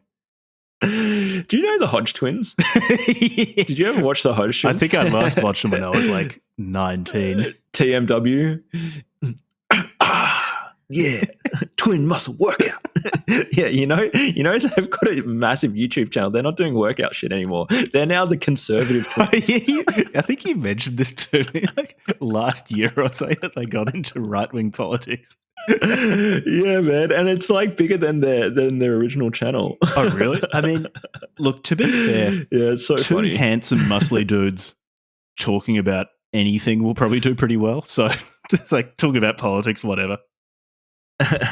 So funny. Yeah, they just like parlayed their like workout audience into political infotainment. Politics. And then they, I looked at what they were selling with their affiliate links, and they've got like they're like, no, they've moved up in the world, man. Are you serious? Like no, selling testosterone supplementation is obligatory for right-wing commentators in the United States. No, they're still doing that. Oh, okay, good. They've gone even bigger. They're also hocking cars. I was very concerned there. They're hocking cars now, man. Law of nature. Like literally, like Dodge, or was it Dodge or like Ram cars or something like that. You know, like some fucking American car brand has got like this deal with them. When I was looking at it, so like good. Literally like car giveaways. Yeah, so ridiculous. They're crazy. When can we start doing that? Anyways. Oh man, could you imagine? What car brand could we be? What sort of car brand would we be? Great Wall. I will sell out to CCP for enough money, just instantly. I will be the car brand. Great Wall and Alibaba. Only communist brands on this show. Every single episode for the foreseeable future will just be really, really positive reviews of Xi Jinping's work. So, some of the basic. So basically, Rothbard spends a bit of time talking about different examples of like excuses intellectuals will make. So I won't read all of them. I've got maybe one quote from one of them, and feel free to jump in with any of them. But he said like, okay, so there's like a protection racket, so they can instill fear of like other rulers, so they can like drum up like, oh, fear of the Russians or whatever. You can hijack patriotism, so like people feel patriotic to their homeland, Ruritania or Moldova, and so the state can like identify itself with the homeland. So that would be like Russians thinking that the Russian state is like Russia, part of being like supporting is Russian rather than, and it's really interesting with Russia actually, because it's such a diverse country. You got like all these different sub pockets of like ethnic groups and different, where like there's actually parts of Russia where they don't even feel Russian. They're just like, we're this type of people and we're like Muslim and whatever, and like we're just happen to be a part of Russia because that's how things have turned out, but to the degree that intellectuals can like change the ideology so that shout out to Alexander identify Dugin. their homeland. Then you've also got tradition. So okay, if a state has been there long enough, then it kind of becomes seen as like, oh, well, this dynasty has existed here for so long now, it's a part of being Chinese or Japanese or whatever. There's collectivization and the attack on the individual. So like delegitimizing the needs, wants, goals of individuals and saying they're like subordinate or illegitimate compared to like the needs of society. And then basically saying that like the state is the embodiment of the society in some way.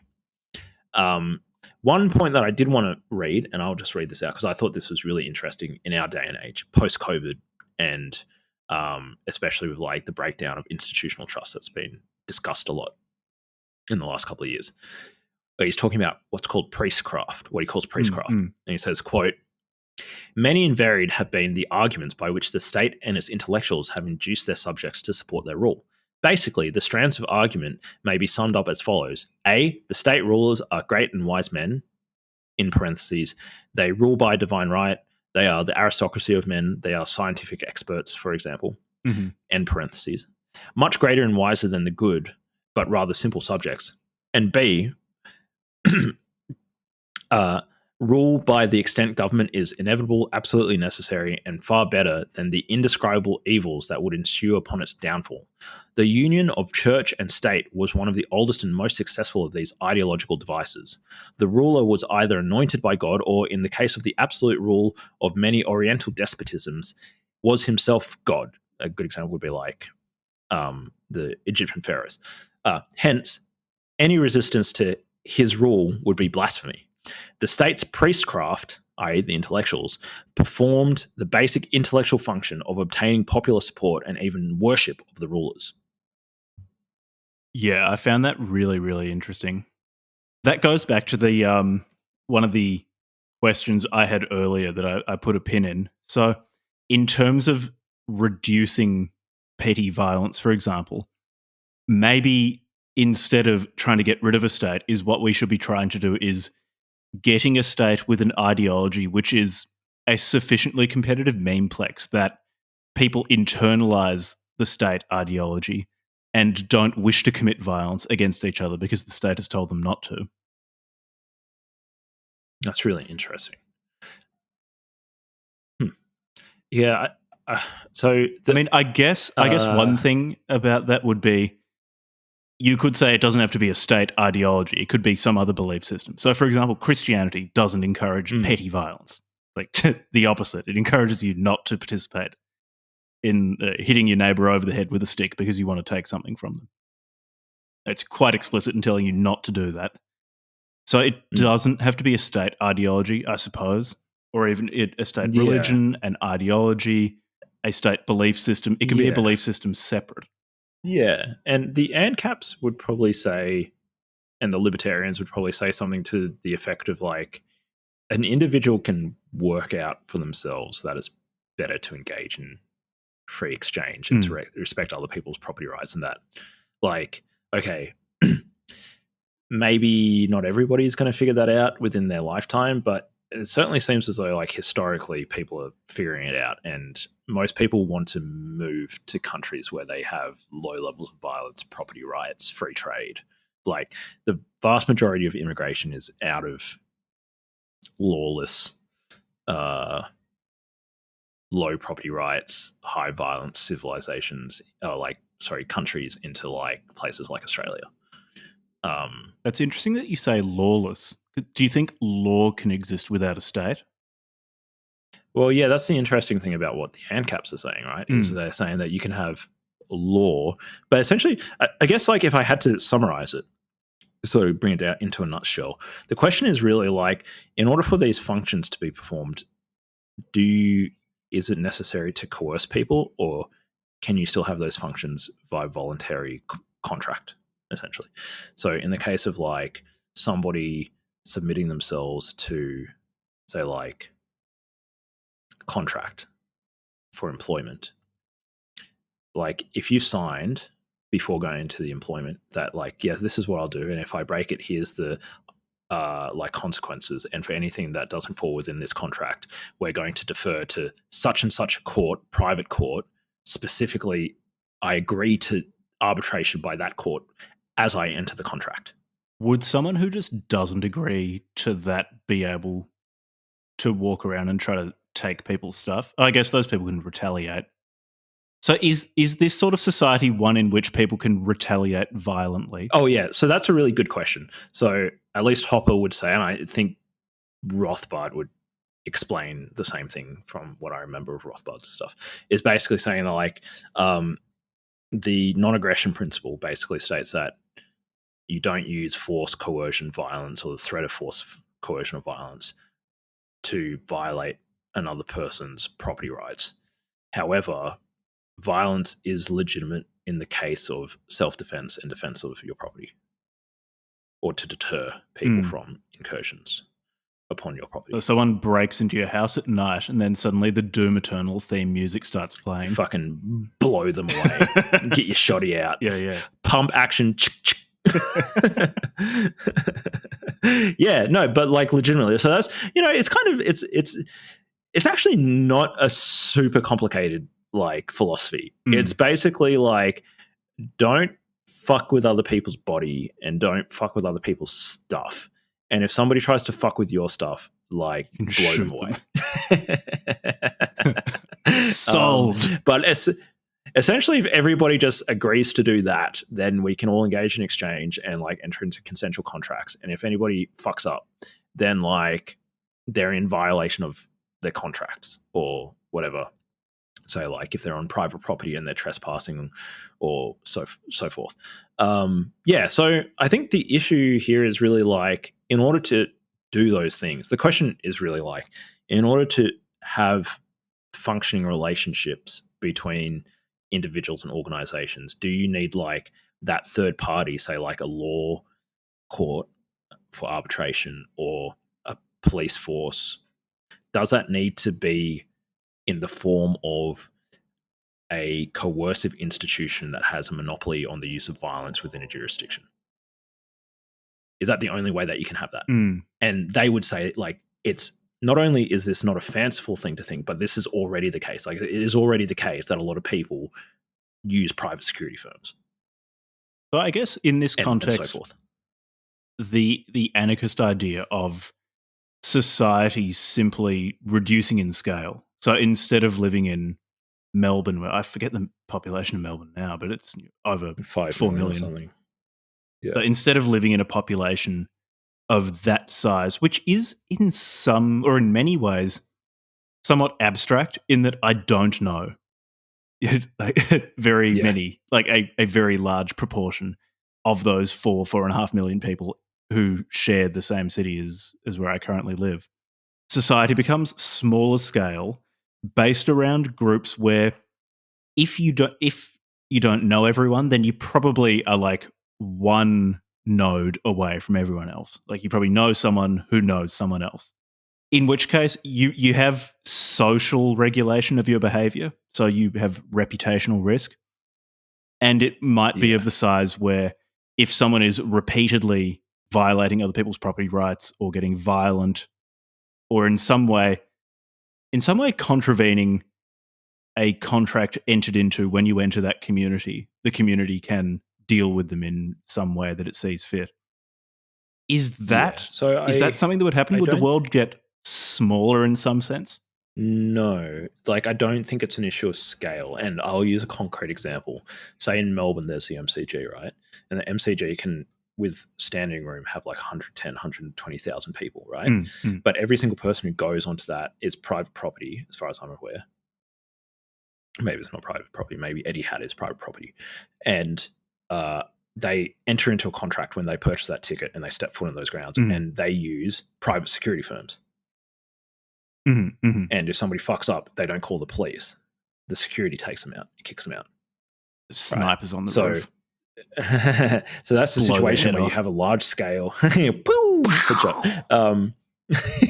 Yeah, so like that's a situation where you've got a large scale piece of infrastructure dealing at a large enough scale where the relationships are essentially abstract, impersonal, and yet they're dealing with the security, and they're dealing with each individual kind of impersonally through contracts and through exchange of, like in this case, money for participation.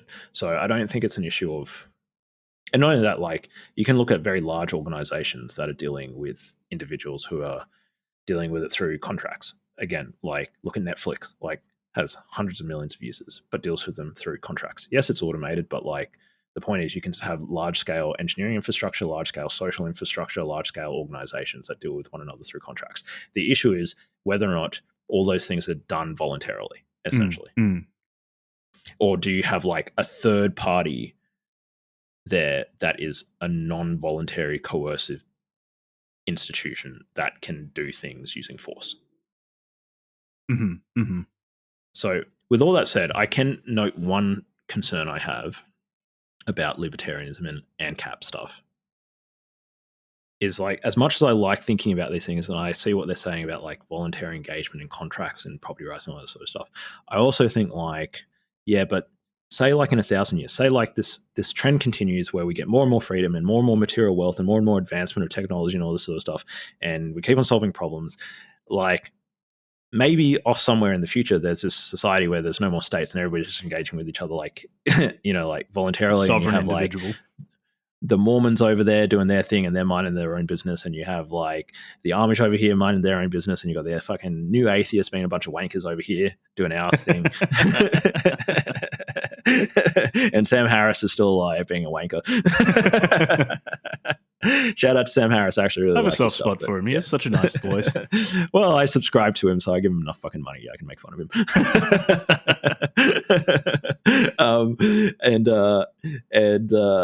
So maybe that's the case, except it seems as though like right now, concretely in this century, like I don't really see the actual, like it often seems like too like idealistic, it's like, okay, but right now in every single place that I fly to in the world, except for like Antarctica, like, or like the middle of the Atlantic Ocean, there's going to be a state there.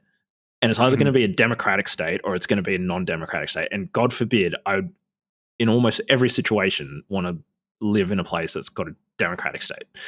And that's a hell of a lot better than like the authoritarian places that you could live. And thus far, I don't see any like legitimate like instances of like this kind of ANCAP libertarian thing, like, but maybe that's just a matter of my ignorance, and that is happening somewhere in the world. I just don't know about it.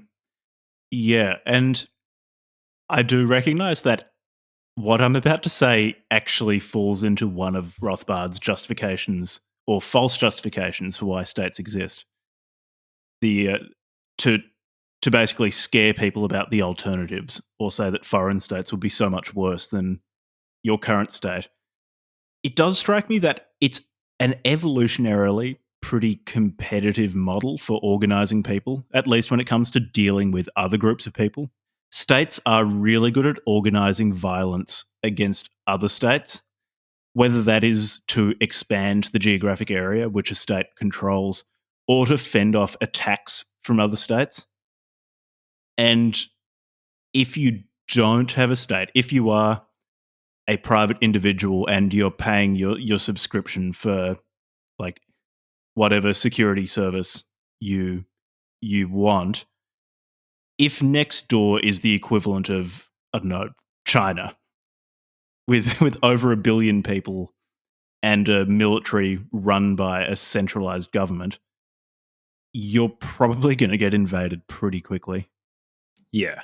And so I get what you're saying. And I think if you sort of decompose this into like what would be really nice versus like realistic, I sort of have this inclination towards like, yeah, it would be cool to have like a world where there's free city states or like smaller countries where everybody there is like consenting to their participation in the laws and all that sort of stuff. But realistically, I don't see that anywhere happening now. Maybe I'm just ignorant. And the gap between where the world is now and getting towards more of that is like, I don't see that happening in our lifetime. Maybe I'm just being pessimistic. As nice as it sounds, maybe. Like I just see there's this massive gap. So I'm not going to hold my breath for this stuff. In the meantime, I think that like democracy is like it's got its issues, but like it's not so bad given that it's actually realistic and it's actually a system that exists right now. Yeah, because that's an interesting point with libertarianism, or even more so for anarcho-capitalism, is it's hard to see the transition between the world today and an anarcho-capitalist. So not even the entire world, but a significant stretch of territory where it is, well, I was going to say governed, but I guess somewhat self-governed by individuals within it, like according to anarcho-capitalist ideals. It's hard to see like, that transition point. Here's okay, counterpoint. Sovereignty services, and this is really funny actually because like the monarch just transitions into a family business. But like Monaco, you can just well, I don't know, I'm sure there's like caveats to what I'm about to say, but like Monaco and probably some other places in the world where you can go there, and if you just have enough money, you can essentially just buy citizen or like residency there, and they're a part of the EU. They're going to have a low tax rate. You're going to have your residency. You're going to be pretty safe. Like they're kind of piggybacking off the security of NATO. But that's exactly what I was going to say. They exist because a big scary country is going to come and kick your head in if you try to invade. Yeah. So just like the rest of Europe, they're freeloading off Germany. Zing. Just kidding. If you do anything, Daddy America is going to come over and step on you. Is going to come over and step on your face. Yeah, step on your neck specifically. So yeah, it's interesting. I really like playing with the ideas. I just, even as like a guy who's really into Bitcoin and stuff, like that gets caught up a lot in this anarcho-capitalism thing. I still just feel like I'm just not seeing it yet, and maybe it's just because my own ineptitude.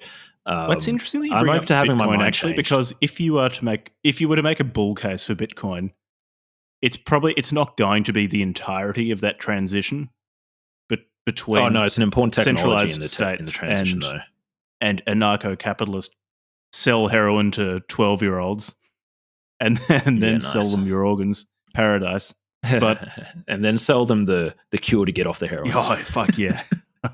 That's a Sigma grind set. Follow up with the upsell. But that is an important component. If it works as it's described. So I think about it as like, okay, so say there is this future where you have like the deterioration of non-voluntary states. So you still might have states. So like even say taxation is a good example. Like people in Monaco still pay tax. Like if you and I immigrate, or not you, not I fucking have enough money. One day I want to immigrate to Monaco. With those Book Club from Hell bucks. Yeah. Say like you were to immigrate to Monaco, like you're going to still pay taxes. It's just that like in immigrating there, you're like, at least according to the sovereign individual thesis, like more and more are going to be able to like negotiate your taxation treaties, essentially. And even if you at that point, you're essentially purchasing protection services off like a person who owns like a patch of land, essentially, or an institution that owns a patch of land. So with that being said, like taxation isn't inherently evil, so to say, as or like having an institution with a monopoly over coercion in an area, as long as people are like saying, all right, I'm happy to be here and to pay you this money. The issue has been that like the social contract or whatever propaganda we've been fed says that if you were born here, you don't actually sign any contract. We're just going to regard you as an asset to milk for the rest of your life until you die. And we're going to take 30% of your income every year, even though you didn't sign any contract. Mm-hmm. Mm-hmm. So having said that, like Bitcoin, the role that Bitcoin plays in that future where you have basically an increase in voluntary interactions between people. The role that Bitcoin plays, optimistically and bullishly, is that it allows people to demonetize the state. So what's happening at the moment is that because, say, like in Australia, when you get paid, right, before the money even hits your bank account, the tax has been taken out. If you're like a salaried employee, so it's like you're being robbed before you even get paid.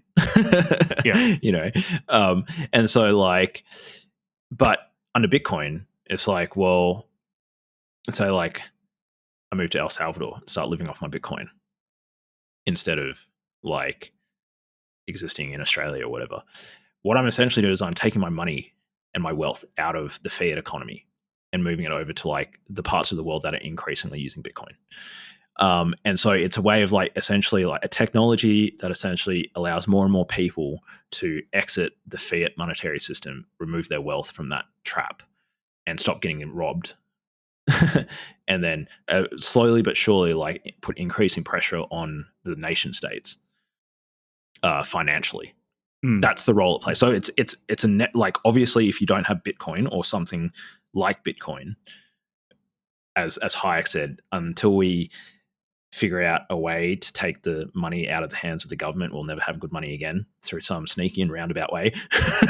Until that day happens, which happened on the 3rd of January 2009. Until that happens, like the individual people, families, communities can't say no to the government because the government has like a monopoly on not only the use of force and violence, but the issuance of currency. And saying like in some places, like not in Australia you actually can use whatever currency you want to purchase things. It's just like people don't, they just use the Australian dollar. But like in certain countries, like it's literally illegal to use another currency. And that's not a technological decision. That's not a free market decision that people arrived at because they wanted to. That's enforced by threat of violence from the government. And so it's clearly the case that in order to get out of that, you need some sort of technological alternative, whether it's Bitcoin or whether it's something else. Is absolutely necessary that to head towards this like ANCAP future, you need some way of like removing that key technology. Why do you need to remove that key technology from the like hands of the state? Because this is what people don't understand. This is why I don't think that Australia and other places are actually capitalist. I think that like what people don't realize is like we live in a largely socialist world because half of the economy, every interaction that anybody has, any business that you interact with, you're using a technology that is controlled and owned by the state. And it's specifically designed to allow the state to steal purchasing power off you by issuing more currency without your consent to fund whatever the fuck they want to do. So it's literally like, I literally describe fiat money as like, it's a theft-based technology. Like anybody who's using a fiat currency, you're using a technology where anybody who's issuing more currency, whether that's the state or whether it's the banking system, is taking purchasing power away from you without your consent. And so it's clearly the case that if you want to not live in a situation where other people that you don't know and don't consent to are stealing your purchasing power, you need to use some other technology to do that. And Bitcoin's the only viable alternative. Mm-hmm. And you might still want to live in a democracy, but just because you want to live in democracy, does that mean that let's say Australia, should 25 million people use a technology that is broken? Like, you don't even have to get like all ethical and up in arms about the fiat money being degenerate or whatever. It's just broken. Like, it's just a bad technology. Like, if you just want to preserve you get paid in your fiat currency and you don't want to do anything with it. You just want to leave it there and know that in a year you can still use it properly. Well, you can't do that with fiat money because of the expansion of the monetary supply by the banking system and by the government, right? Because of credit expansion and all that. So, like, you don't even have to get ethical and political about it. It's actually just a broken technology. It's just a bad technology. Whereas if you want to get paid in something that you can then use later, and there's no more of it in the world than when you got paid in the first place, then your only option is Bitcoin. It's just whilst we're living through the transition, whilst everybody figures that out, and over the next like decade or two, as people realize that they're using a shitty technology that allows them other people to steal off them, and they transition over to using Bitcoin, which is far superior technology, like there's this like transition period where like essentially, unless you go to El Salvador or whatever the next country is that adopts Bitcoin as legal tender, like in a lot of the world, you still can't use it yet as a currency. You can only use it as a store of value, a non-sovereign store of value. I'm surprised there hasn't been more Bitcoin talk in this episode, actually, given that we're talking about Ancapistan. And here's my fucking problem with the Austrian economists, and especially the goddamn Mises Institute. I love the Mises Institute, but man, they piss me off because they just haven't gotten around Bitcoin yet. It's like this is the most ultimate capitalist, free market, private technology. It's like pure capitalism. It's a technological innovation on the monetary base layer of the economy, chosen at will by free market participants. Everybody who's signed up has signed up voluntarily. Everybody who's mined it is mining it voluntarily. Everybody who's using it, storing their wealth in it, is doing it voluntarily. It's all free market driven. The current price of it is all driven by free market demand and supply. And yet, the Austrian economists and the Mises Institute and the libertarians and the libertarian movement in the US are not just like fucking like jumping over backwards about the creation and adoption of this fucking thing. Like, it's a goddamn miracle. And yet these people aren't getting behind it. It's completely baffling to me. I just don't understand it. I think Rothbard would have fucking flipped out about it. I think he would have gotten around. But I don't know. I'm putting fucking words in a dead man's mouth. How about I go over some of the other examples of ideological weapons wielded by the state that Rothbard gives? So, yeah, go on. One of these is tradition. And he says that the longer a state's ruled, the more potent this weapon is, and that ancestor worship easily transforms into worship of past state rulers. He also says that another way is to deprecate the individual and exalt the collectivity of society. And from this, to say that any given rule implies majority acceptance. And as such, small pockets of resistance to the state will begin as an individual or a small number of individuals who don't like the state. And from there, that opposition can start spreading out as those people communicate their opposition to other people. And to stop these people from gaining any sort of support, the state ridicules any opinion that differs from that of the majority. So majoritarianism can be used by the state. And I imagine this is where some of Rothbard's criticisms of democracy come in. He also, and I found this a really interesting one, said that another ideological weapon is to make the state seem inevitable. And you can do this by talking about historiographical determinism as opposed to the freedom of will. So, for example, to appeal to the laws of history or divine will, material productive forces, etc., say that there are these enormous forces that insignificant individuals cannot hope to alter. And these things inevitably lead to not only the state, but the particular type of state that the government saying these things says is the ideal. Very convenient. Yeah, conveniently. Very convenient. Another way is to say that all humans are fundamentally violent and avaricious, and past misdeeds on behalf of humans were because there wasn't enough state or not the right type of state controlling the brutality of humans. Which is incredible. Like, that's just ironic, right? It's like, you know, when I was working in the energy industry, right, I saw there's this, but I fucking hate, man. Oh my God. Don't even get me started on the energy industry. God, I got to stop myself. Oh my God. Overregulated in Australia. People wonder why we're having energy price issues. Did you know that in Australia there's an actual profit cap of 6% for energy retailers? Really?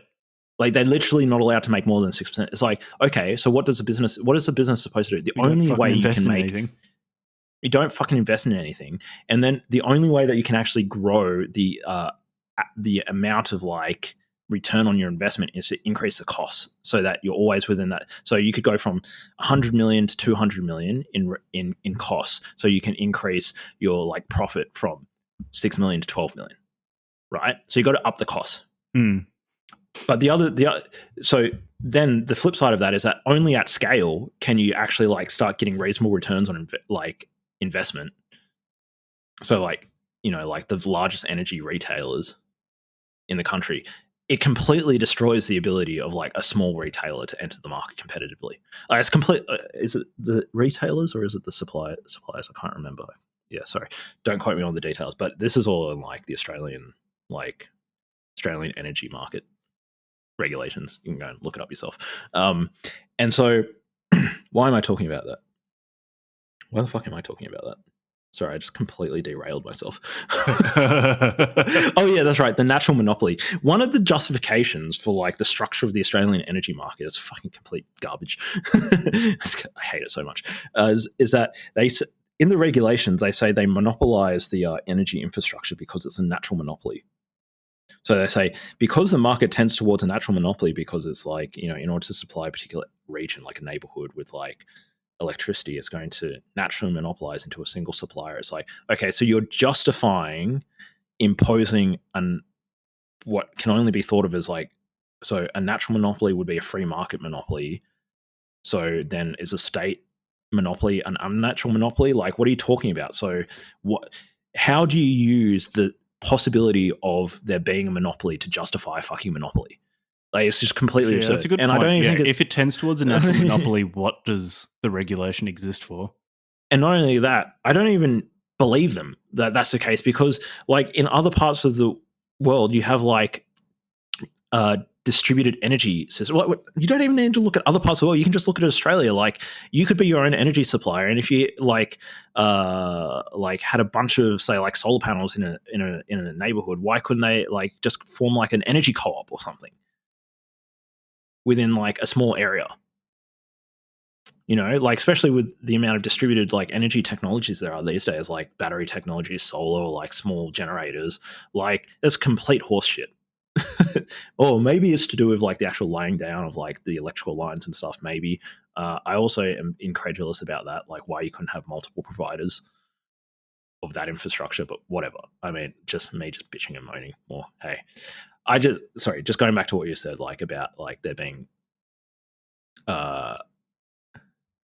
like a state, like the inevitability of the state justify the inevitability of there being violence justifies the existence of an inherently violent institution monopolizing the violence. I just found it ironic. Another thing that he proposes is inducing guilt. So I quote, "Another tried and true method for bending subjects to the state's will is inducing guilt. Any increase in private well-being can be attacked as unconscionable greed, materialism, or excessive affluence. Profit-making can be attacked as exploitation, and usury, mutually beneficial exchanges denounced as selfishness, and somehow with the conclusion always being drawn that more resources should be siphoned from the private to the public sector."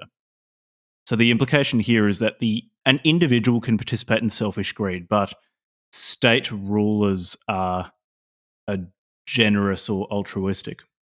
While the way that Rothbard frames it here is very, very unflattering, you do have a lot of people who are quite comfortable with taking money from private individuals or corporations. So entities that generate wealth. Not just comfortable, like people who like and then redistributing it because they have as what they're optimizing for things like, for example, the reduction of discomfort or the alleviation of poverty, that sort of thing, and are happy for people who produce things to not see a portion of what they produce such that there is less poverty or something bad like that in society. There's always some justification for the violation of other people's property rights. The thing is, like, I guess what I got to the realization was like, well, and this is I guess what I've been thinking through the last couple of months, like every now and then I just like send Jack on Discord like a message saying, fuck, I love property rights. How good is private property? Those always 'Cause brighten my day. Yeah. All caps as well. It's just like I don't know how to put this very succinctly. To me, it always seems like arbitrary. Like, why should we care about cause X versus cause Y as a justification for violating people's property rights? It's like, and why can't I just come up with my own justification to violate your property rights? Like, say Jack says, like, well, I want Levi to pay this tax to pay for this health thing. Why can't I just say to, like, well, I want Jack to pay this much in tax to pay for this sports thing? But that's exactly what people are doing. People are like constantly throwing like this, like in Australia, and I'm sure it's the case in other democracies, like people are just getting into political arguments with one another about how much they should violate other people's property rights and then what those funds from the violated property rights should be used and spent on, rather than just thinking like, what if we just stopped enabling the government to steal systematically from tens of millions of people? What if we just stopped doing that and we just let people do their own thing, you know?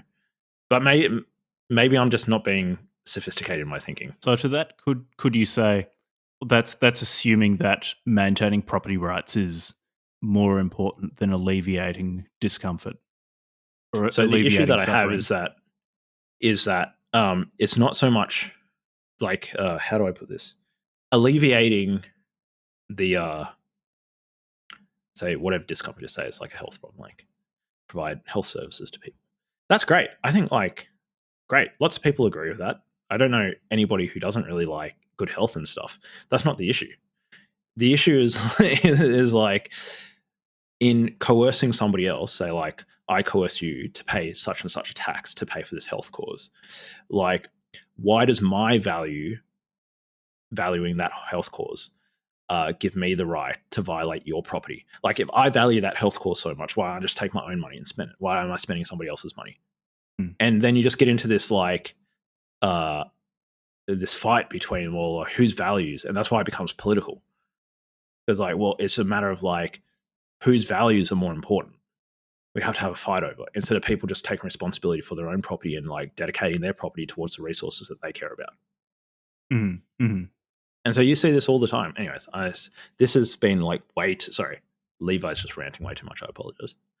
Should we talk about how? I mean, I did ask you a question. That's sort of you're responding to a question I specifically asked you. You know, like because the thing is, like, I agree that, like, for example, say, here's really one that just because I've got family who are artists and stuff, like the arts. In Australia, a lot of the arts funding comes from the government. The thing is, like, it's not that people don't like the arts. People spend a lot of money on the arts. In fact, the video game industry is entirely art, and it is a multi-tens of billions of dollar a year industry with all these auxiliary industries like gaming, Olympics, like gaming sports, and Comic-Con and all this sort of stuff. Like, it's huge, and it's art. Like, anybody who looks at, say, like the Elder Scrolls or whatever and doesn't think that's art is kidding themselves. Like, it's obviously art. But for some reason, the fact that that was done through the free market and people paying voluntarily to participate and buy those games and so forth, that's viewed as like, okay, well, that's entertainment. It's not really art. But then this thing that I want to do is art, but because nobody will pay me for it, I need to go and get the state to give me money. And that state got money by taxing somebody else. And my ability to do the art is more important than that person spending their own money on the form of art that they want to spend it on. Yeah, I'm not convinced that the state should fund the arts. Because oftentimes people who are getting state funding for the art are often making something that no one gives a shit about. And it's like, oh, but it's really deep and you can't expect most people to get it. It's like, well, okay, don't ask most people to pay for it through their taxes. But it even applies like the Australian Symphony Orchestra or what, like maybe not. Wait, is it the Australian Symphony Orchestra? Is it? Yeah, but the thing with a lot of classical music is it's an art form that just has refused to update for years and years and years fewer and fewer young people listen to it. The culture is so fucking elitist that Yeah. it's so unwelcoming to newcomers. And yeah, guess what? It's dying out. And it gets lots of state funding. Yeah, which I don't think it should. Like, it's yeah, I like, and here's the thing, right? Like, I consume lots of art. Like, I've got a Spotify subscription. So obviously I consume art. I consume shitloads of music. And it's not that I don't like consuming it. It's just like, okay, but or video games, or like any number of other types of art. But then there's like a subsection of art. Okay, why am I using the art example? Well, the reason why I'm using the art example is because hopefully it's slightly less charged than, say, like health or something like that. But largely speaking, like, with some kind of tweaks here and there, the same thinking applies. Like, if you care about this type of health or this type of security or this type of art or whatever, then you pay for it. But then somebody comes along and mobilizes the political means to force somebody else to pay for that consumption. Yeah, I mean, I think the state should be directing all of its arts resources to slam. We just need more slamming brutal death metal in the world. That's where I think people should be coerced in spending their money. I just want some of that fucking arts funding anyways. Like, we should just start applying for Victorian arts funding. This is an art project. This is art. I want to get state funding so that I can get paid by taxpayers for saying that the state shouldn't fund the arts. So can I bring up another interesting conversation? I don't know. Is this episode going on too long? We've managed to turn this very short book into an extremely long conversation. He talks about a lot of really important things. Like, eventually I will have dinner, but we keep going. Yeah, me too. For another half hour or something. So, like, okay, so I have this. So again, I should back up a little bit and say, like, okay, I'm not just like talking about my class interests. talking about my house. Like, I grew up on welfare, right? And which I don't know if I've mentioned that much on the podcast, but I've mentioned sort of like in my writing, which is online. And you know, like, I understand the desire that people have to alleviate suffering in as many forms, both as somebody who, like, has donated my time or money to those sorts of things, but also as somebody who has been the recipient of it in the form of welfare when I was younger. And what I didn't realize when I was younger is that, like, and like, I don't know about you, Jack, but like, I don't think you had welfare stuff when you were younger, but like, no, like, nobody explained to me when I was a kid, like, where the money came from. Like, the money just came from Centrelink, the government. And it wasn't until like, basically, so I look at my life. I know it's so fucking ridiculous. Like, must be such a weird fucking person, like, to the audience listening. Jack's known me for years, so he's seen this, like, transition. But basically, like, I hit tech, right? I jumped into engineering, software engineering and tech. And I started learning about computers and all that stuff. And naturally, like, 2017, 2016 is when I got into tech. And so, like, okay, well, I'm going to learn about Bitcoin. That seems to be, like, the thing that's happening, right? So I started reading all this Bitcoin stuff. And essentially, like, over the course of the last, like, say, 5 or 6 years, I basically, like, in order to understand Bitcoin, have had to understand economics. And in order to understand economics, you have to, like, think through these issues. And it's basically made me realize, like, oh, wait a second. My entire existence up until, like, whatever age in my doing uni was paid for by other people having their property rights violated, and it being siphoned through this coercive institution and given to me. And then also, additionally, as an Indigenous person, I'm being used as, like, a political punching bag by the political class in Australia. The fucking Labor and Liberals always, like, getting into shit show about, like, Aboriginal people, which is, I mean, very topical now, like, at this point of recording. And so, like, but nobody ever just stopped to say, like, hey, like, you know, the money that you're using to, like, pay for whatever you're paying for, at the end of the day, somebody else out there in the country, like, worked 2,000 hours this year. And then we went along and took 3 months of that year and pumped it into this institution, and you're getting, like, one little tiny piece of that institution. Like, that wasn't explained to me. So I sort of the last few years, I basically freaked out about that, because I feel like, how do I put this? I disagree with the sovereign individual's like analysis of the situation. The sovereign individual basically said you can decompose society into two parts: the net taxpayers and the net tax consumers. And I disagree with that slightly. I think that at the very least, there's a tripartite issue in our civilization at the moment, and it's a really bad issue because it's like not good for us morally, but it's also not good from us from an economic point of view. And that issue is that we have net tax payers who are out there being productive, who are then subject to the political and bureaucratic whims of like what Rothbard would call the parasites, like the state. But then there's actually a third constituency, which I think needs to be disentangled from these. It's people who are receiving those benefits from the state. So it's like if you say like Peter robs Paul to pay Pat, right? Those are actually three different functions. And as more and more people belong to that class of like, okay, we're recipients of like these benefits, and without actually understanding where it comes from, which is the wealth generating part of the society, I think like it just perverts like our relationships between one another, especially as somebody who like I value being productive and making stuff and like going out there and working. And it's like, oh, okay, right. In order to learn all of these values as I was growing up, I had to like unlearn all the values that you get inculcated with if you grow up on welfare, which is like the values basically like you go down to Centrelink and you get your handout every other Thursday. And then you bitch and complain when the prices of everything goes up because the fucking currency is being debased by the government. It's like, no wonder everything's all fucked up.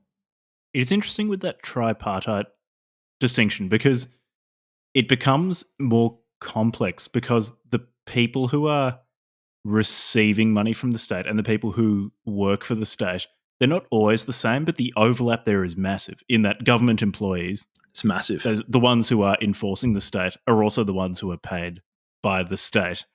I'm not sure if to be 100%, I'm sure you could find an edge case, but almost 100% of the people in the category of those enforcing the state are also in that third category you noted of people making money from the state. And I honestly like, I don't, so take like, I don't know what the solution to this problem is, because you can always point out things like, what about people who are severely disabled, right? Like if somebody's severely disabled and they literally can't provide for themselves, and for the sake of argument, say that like they're not dishonest or anything, like they're just legitimately a person who, through no fault of their own, is like disabled to the point of not working. That's a tough problem. Okay, what does a society, what does a community, what does a family do about that? I don't know what the answer to that question is directly. Some people, I think, would say like family values or small community stuff, interventions, or like churches or non-for-profits. There's a whole slew of potential answers. One of the answers to that is that you have a giant, enormous bureaucratic state that deals with that person in a very like inhuman way through like a massive bureaucracy and through tons of paperwork in a systematic way that is very easily corrupted and gamed, and at the end of the day still gets its funding through coercive means. That to me seems like a much worse solution to the problem than leaving it to civil society, small communities and families to deal with. Like, I guess nobody's disagreeing. I don't think, at least I'm not, and the other libertarian people that I've seen talking about are disagreeing that there's these social ills, health or whatever, that need to be dealt with. But the issue is just like, yeah, but if we do it through this way of solving the problem, there's a whole bunch of other issues that come along with it. Right. How about the section, how the state transcends its limits? This was interesting, but you can boil it down to effectively, he says, a state is ultimately the only entity powerful enough to regulate a state's behavior. And so you leave a state to regulate its own behavior. And throughout history, there have been different attempts to institute systems to make states have their power checked. So one of them is, for example, the US Constitution, which sets limits on government power to be interpreted by, and he puts in quotation marks, independent judiciary. And basically he makes the point that ultimately a state, a state's interest is going to be escaping these various restrictions on its power. And especially if the state is the body responsible for regulating the state's power. While a state is not a homogenous institution, it might be made up of different subcategories which check and balance each other's power. Eventually, it is going to start overriding those checks on its own power that it is meant to be enforcing through a judiciary, for example, which is still part of the state. Do you have anything specific to mention on this part of the book? I thought it was interesting. Like, a lot of it was just American constitutional stuff, which I kind of found interesting, but I don't know what to say about it. It's just, I guess it seems like these institutions are always going to be manned by people who want to like expand their powers individually or on behalf of like, whatever group they represent. And so unless you've got some sort of like mechanisms to wind those things back, yeah, you're going to run into issues. And, you know, like arguably the point of having democracies is that we can go through that error correction and like wind back powers and that sort of stuff. I mean, as we've noted many times on this show before, and as, you know, Yarvin and Biolenidus and all this stuff talk about, like that seems to be broken at the moment. Like these things seem to be like not error correcting away from centralized power, but at least in principle, ratcheting be able to. Yeah, they seem to be ratcheting towards it. And it seems to be a really big problem. It seems to be a big enough problem that like it just keeps on coming up on the show. Or is that just a consequence of you and me, Jack? Just I'm sure it's both. Like, is it actually a problem? Well, I think it's definitely a problem that you're getting a continuous ratchet of the size and the invasiveness of the state. Yeah, and I don't even think like I don't see it as like even the two major political parties in Australia. I don't see as like offering an alternative to this. Like, well, they're both political parties. It's both in their interest to expand the size of the apparatus that they wish to take control of. I don't trust any of them at all. Jack and I are just like so. Yeah, free thinkers, man. Free thinkers. Hey, Jack. The greatest danger to the state is independent intellectual criticism. Is Murray Rothbard. And he's dead and the state's still alive. So I'm throwing my weight behind the state. Only back winners. No, so say for example, like in Australia, we've got the Liberals and Labor as the two major parties, like neither of whom are like about small governments. And I would have thought like, oh, Liberal, like, you know, maybe they talk about like reducing taxes and stuff, but like, has anybody actually like legitimately said, put on the table, like we're going to get rid of GST? Like what kind of horse, like, and that was introduced by like God King Emperor himself, John Howard, is like, oh yeah, I'm awesome. Fucking like, yeah, but as if like a 10% tax on every single transaction in the economy is a liberal thing to do. Like it sounds like profoundly illiberal to me. What the fuck are you trying to do? Just like disincentivize all consumption. Well, I think you've run into the problem that political parties can call themselves whatever they want. They could call themselves the I will fix everything forever party. But unfortunately, that actually doesn't say much about their policy platform. We need an honest party in Australia that's run by Jack and Levi, and it's just crypto nukes. It's just crypto nukes, and I will use as much tax revenue as possible to upgrade my PC. And I'm going to deregulate the shit out of the Australian energy market. No, it's. I just find it disheartening because at least I don't feel represented at all in the Australian political domain. So, you know, it is what it is. Maybe in other parts of the world I would. Okay, what the state fears is another section. So a state most fears its own death. And he says this can come about either through conquest by another state, which is war, or overthrow by its own subjects, which is revolution.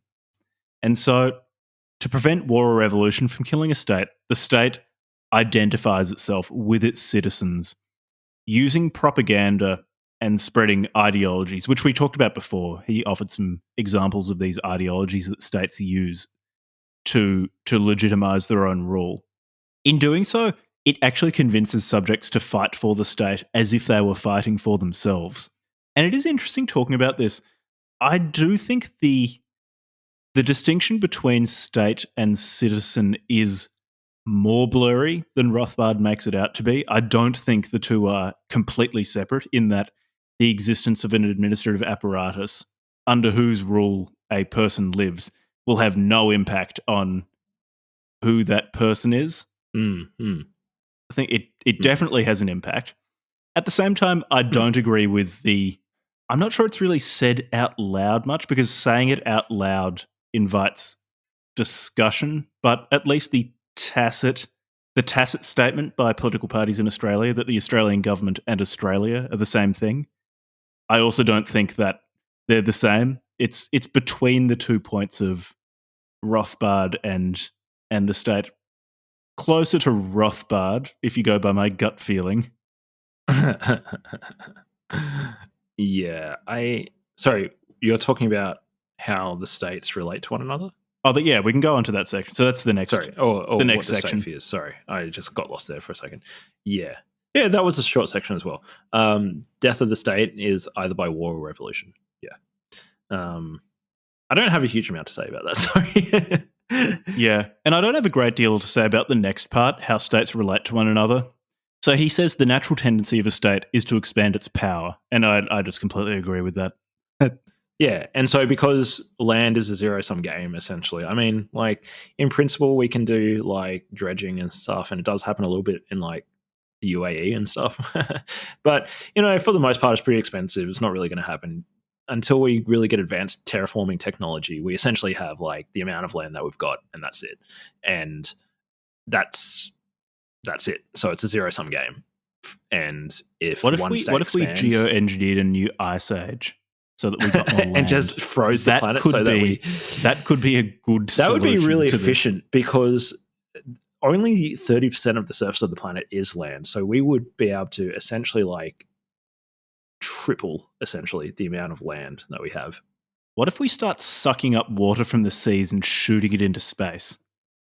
And eventually, that's a fucking good idea. That's a really good idea, because eventually, if we have no water left on Earth, we could inhabit all of the land. I think we should do that. Yeah, that's a really good idea. Yeah, I think I'm not. So Rothbard didn't bring it up, but I'm pretty sure he'd agree with that. That would somehow solve the problem of the state. If we just get rid of all the water on the planet. Yeah. See, this is what we mean by there not being any, like, reasonable political alternatives. When was the last time that you heard somebody advocating just getting rid of all the water? There's too much water. There's about 3 times as much water as we actually need. Well, we need, at least, like, the less water there is, the more land there is, and everyone likes land. And then couldn't we start just, like, creating, like, underground terraces as well, like, deep down into the crust of the Earth? Then we'd also, like, effectively increase the surface area. I think the only constraint on human flourishing is the existence of water in near proximity to us. If it weren't for that, that's what's holding us back. There's just too much water around. Presence of water on Earth. If it weren't for that, we'd already be amongst the stars. Yeah, that'd be so good. Yeah, so basically, then states have to seize unoccupied land, and they have to expel the existing state, and so then you just get, like, wars, right? And you have a destructive impact on private citizens and capital. Yeah, sure. The final section is really interesting. History is a race between state power and local power. Social power. And it's social power. So it's not the same thing as what was said in The Sovereign Individual, not completely, but I think there are a lot of parallels between those two books, where he says that the history of mankind is a contest between peaceful cooperation, which he calls social power, and predatory exploitation, so state power. So that distinction we talked about an hour ago or however long ago it was. Yeah. And in this struggle, the state always makes sure to seize certain, he calls them command posts, in its struggle with social power, such as the monopoly in violence, monopoly of ultimate judicial power, communications, so roads, the post office, air routes, education. He doesn't bring up technology here, but it just seems like technology is this huge lurking present in the background of this argument, because what enables social power to resist the state? Multifactorial, but a huge factor in that, and one that is Just only growing in technology. importance, is technology. So what sort of technologies are available? Are they ones that make it easy to project force, in which case state power is probably going to start overpowering social power? Or are these Yeah. defensive technologies? So things that allow people to communicate with each other, to trade with each other, to defend themselves. Mm. And these things tend to favor social power. Yeah. So a big assumption here is that with social power, that's an innately peaceful, or at least predominantly peaceful relationship. And that might be something he explores in other works, but that's kind of just as assumed here. Yeah. Do I agree with this? I don't know. I don't know. I guess I see what he's saying. Yeah. The question of, are humans fundamentally good, is not something that I feel like I can answer. So I don't know if you say. What's a good example?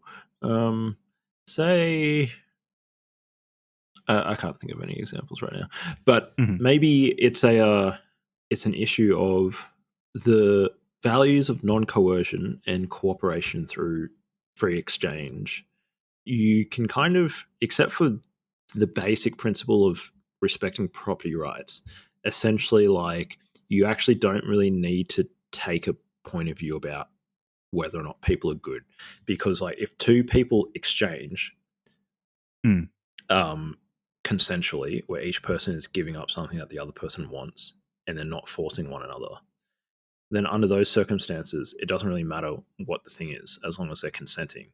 I don't have to like what they're doing, but if it doesn't involve me, then it's irrelevant whether or not I think, like, say maybe it's like the consumption of, like, I don't know, like foot fetish porn. I don't like it. But maybe, like Joe Blow likes it and is willing to pay for it off, Tina, whatever porn star on OnlyFans. Like, I'm not gonna, like, do it myself, but if that person wants to do it, fine. And maybe I can judge them morally that I don't like them, but uh, I don't have to involve myself in that. And then, but all I expect in return is that, if I engage in some sort of exchange consensually with somebody else, that they don't come over here and mess with me. And so it's quite an abstract value. Mhm. It's like this. Mhm. It's like this. I always think the framework that I use in my head is that there's like values and then there's like meta values. And there's a few meta values that are like conducive of like allowing people who adopt this kind of meta value to be able to live together and each have their own more like lower level concrete values that they might want to like materialize in their own life, but they don't necessarily have to have an expectation that other people share those values. So a good example would be like freedom. I think the two basic ones are like freedom and property rights. And so, like, if you and I respect one another's freedom, consent, and property rights, we can have like largely like disjoint value sets in everything else. I could be a lazy slob, you could be like hyperproductive. I could be like a sexual deviant, you could be like a moral Puritan, right? But Mm. as long as we both adhere to this more abstract meta value, and to the degree that we can like keep ourselves separate without without any incursions on each other's property rights, say like living in separate communities or whatever, then we can actually like coexist. And to the degree that we have something that we want to exchange, we could potentially even exchange with one another and not care about all those other values. So it's actually quite an abstract. That's why I call them meta values: freedom, property rights, that sort of stuff, freedom of association. They're like really abstract, and they allow like people to coexist with other more concrete values that they might want to exhibit in their own lives, but aren't imposing on others. To what extent is that desire for coexistence, though, a byproduct of us growing up in liberal societies? Because I can think of plenty of worldviews that would say, no, I don't want to coexist. I want to either convert or dispose of people who don't agree. Yeah, and so that would be actually an area where I think like the Popperian approach or whatever, the democracy approach, is like arguably like has something to bear against the libertarian approach, which is to say that, like, okay, but say you've got say some militant religious sect wants to impose their theological or theocratic regime on like the rest of society or like another territory. Like, there's going to be times where like that peaceful coexistence isn't reasonable or isn't realistic. And so what I'd call the open society, what the values that I just expressed are the values of the open society, essentially. And the details of whether you do that through democracy or whether you do it through some sort of like consensual contract-based whatever, like anarcho-libertarian fucking nonsense, like however you want to implement it, that those basic things that I just said are like the open society. So the open society can't exist if it doesn't have teeth. Yep. And so like it needs to defend itself. And it's all like, it's for thousands of years when it wasn't able to defend itself, like the Greeks against the Spartans, like it was destroyed. And in Baghdad, there was a period of time where the open society started to come about and it was crushed. And then there was a period of time like during like Venice where the open society started to proliferate and then it got crushed. And so this is the one time in history where like the open society seems to have not gotten crushed. And then does it require a state? That's the question. Wow. And that's Jack, a really hard question. That's the question. I think, you know, like you talk about there being one of the big questions of the 21st century being the question of technology. I think that might be the other big question. I'm not going to be able to answer that question in this podcast episode. Do you have much more to say about this book? No, not really. So I would recommend this one. It's really short. And while it's more polemical than a really, really disciplined and rigorous work, although it is very clear and it is argued, it's not just pure polemicism. It's probably the best layout in so short a text of anarcho-capitalist thought that I've come across. He writes nicely. It's free. Yeah, I think it's definitely worth a read. Yeah, you can get it for free on the Mises Institute website. Yeah, Mises Institute publishes it. Like, you have to buy the printed edition, of course, to reimburse them, but not the PDF. Yeah. Yeah, it's interesting. It's thought-provoking because it definitely like challenged my thinking. Like Rothbard and Hopper and stuff challenged my thinking with regards to the role of democracy. I'm still undecided on the issue, and there's still a lot of value conflicts that I haven't sorted out in my head. Thought-provoking. Yeah. Worth a read. Look, listen. Definitely, if you listen to us talk for the last 2.5 hours or whatever, like, and you've still you could have read this. You could have read the book. Next week is something quite different. We're going to be going through The Decline of the West, Volume 1 by Oswald Spengler, and we're going to split it up into multiple episodes because it's an absolute behemoth of a book, and there's no way we could read the whole thing while maintaining a weekly upload schedule and then do it remotely justice in a single episode. No, not at all. We're going to be splitting it up. It's not too much of a spoiler really for me to say. It's a lot of fun. I'm not convinced by a lot of it, but it's just such a blast to read. It's extremely different to Anatomy of the State. It's so different. Yeah, but I had a lot of fun reading this book this week. And yeah, this was nice. We definitely shouldn't just read books that we agree with too often, though. I think. No. Well, this was an interesting one to read because it's very much for me. It's like the heart says yes and the head says maybe. Yeah, it's an interesting one for me. Like reading the libertarian stuff because my thinking was profoundly not libertarian when I was younger. So yeah, well, mine too. Anyways, thanks for listening. Thank you for listening. Almost 3 hours. Well done. See you next time.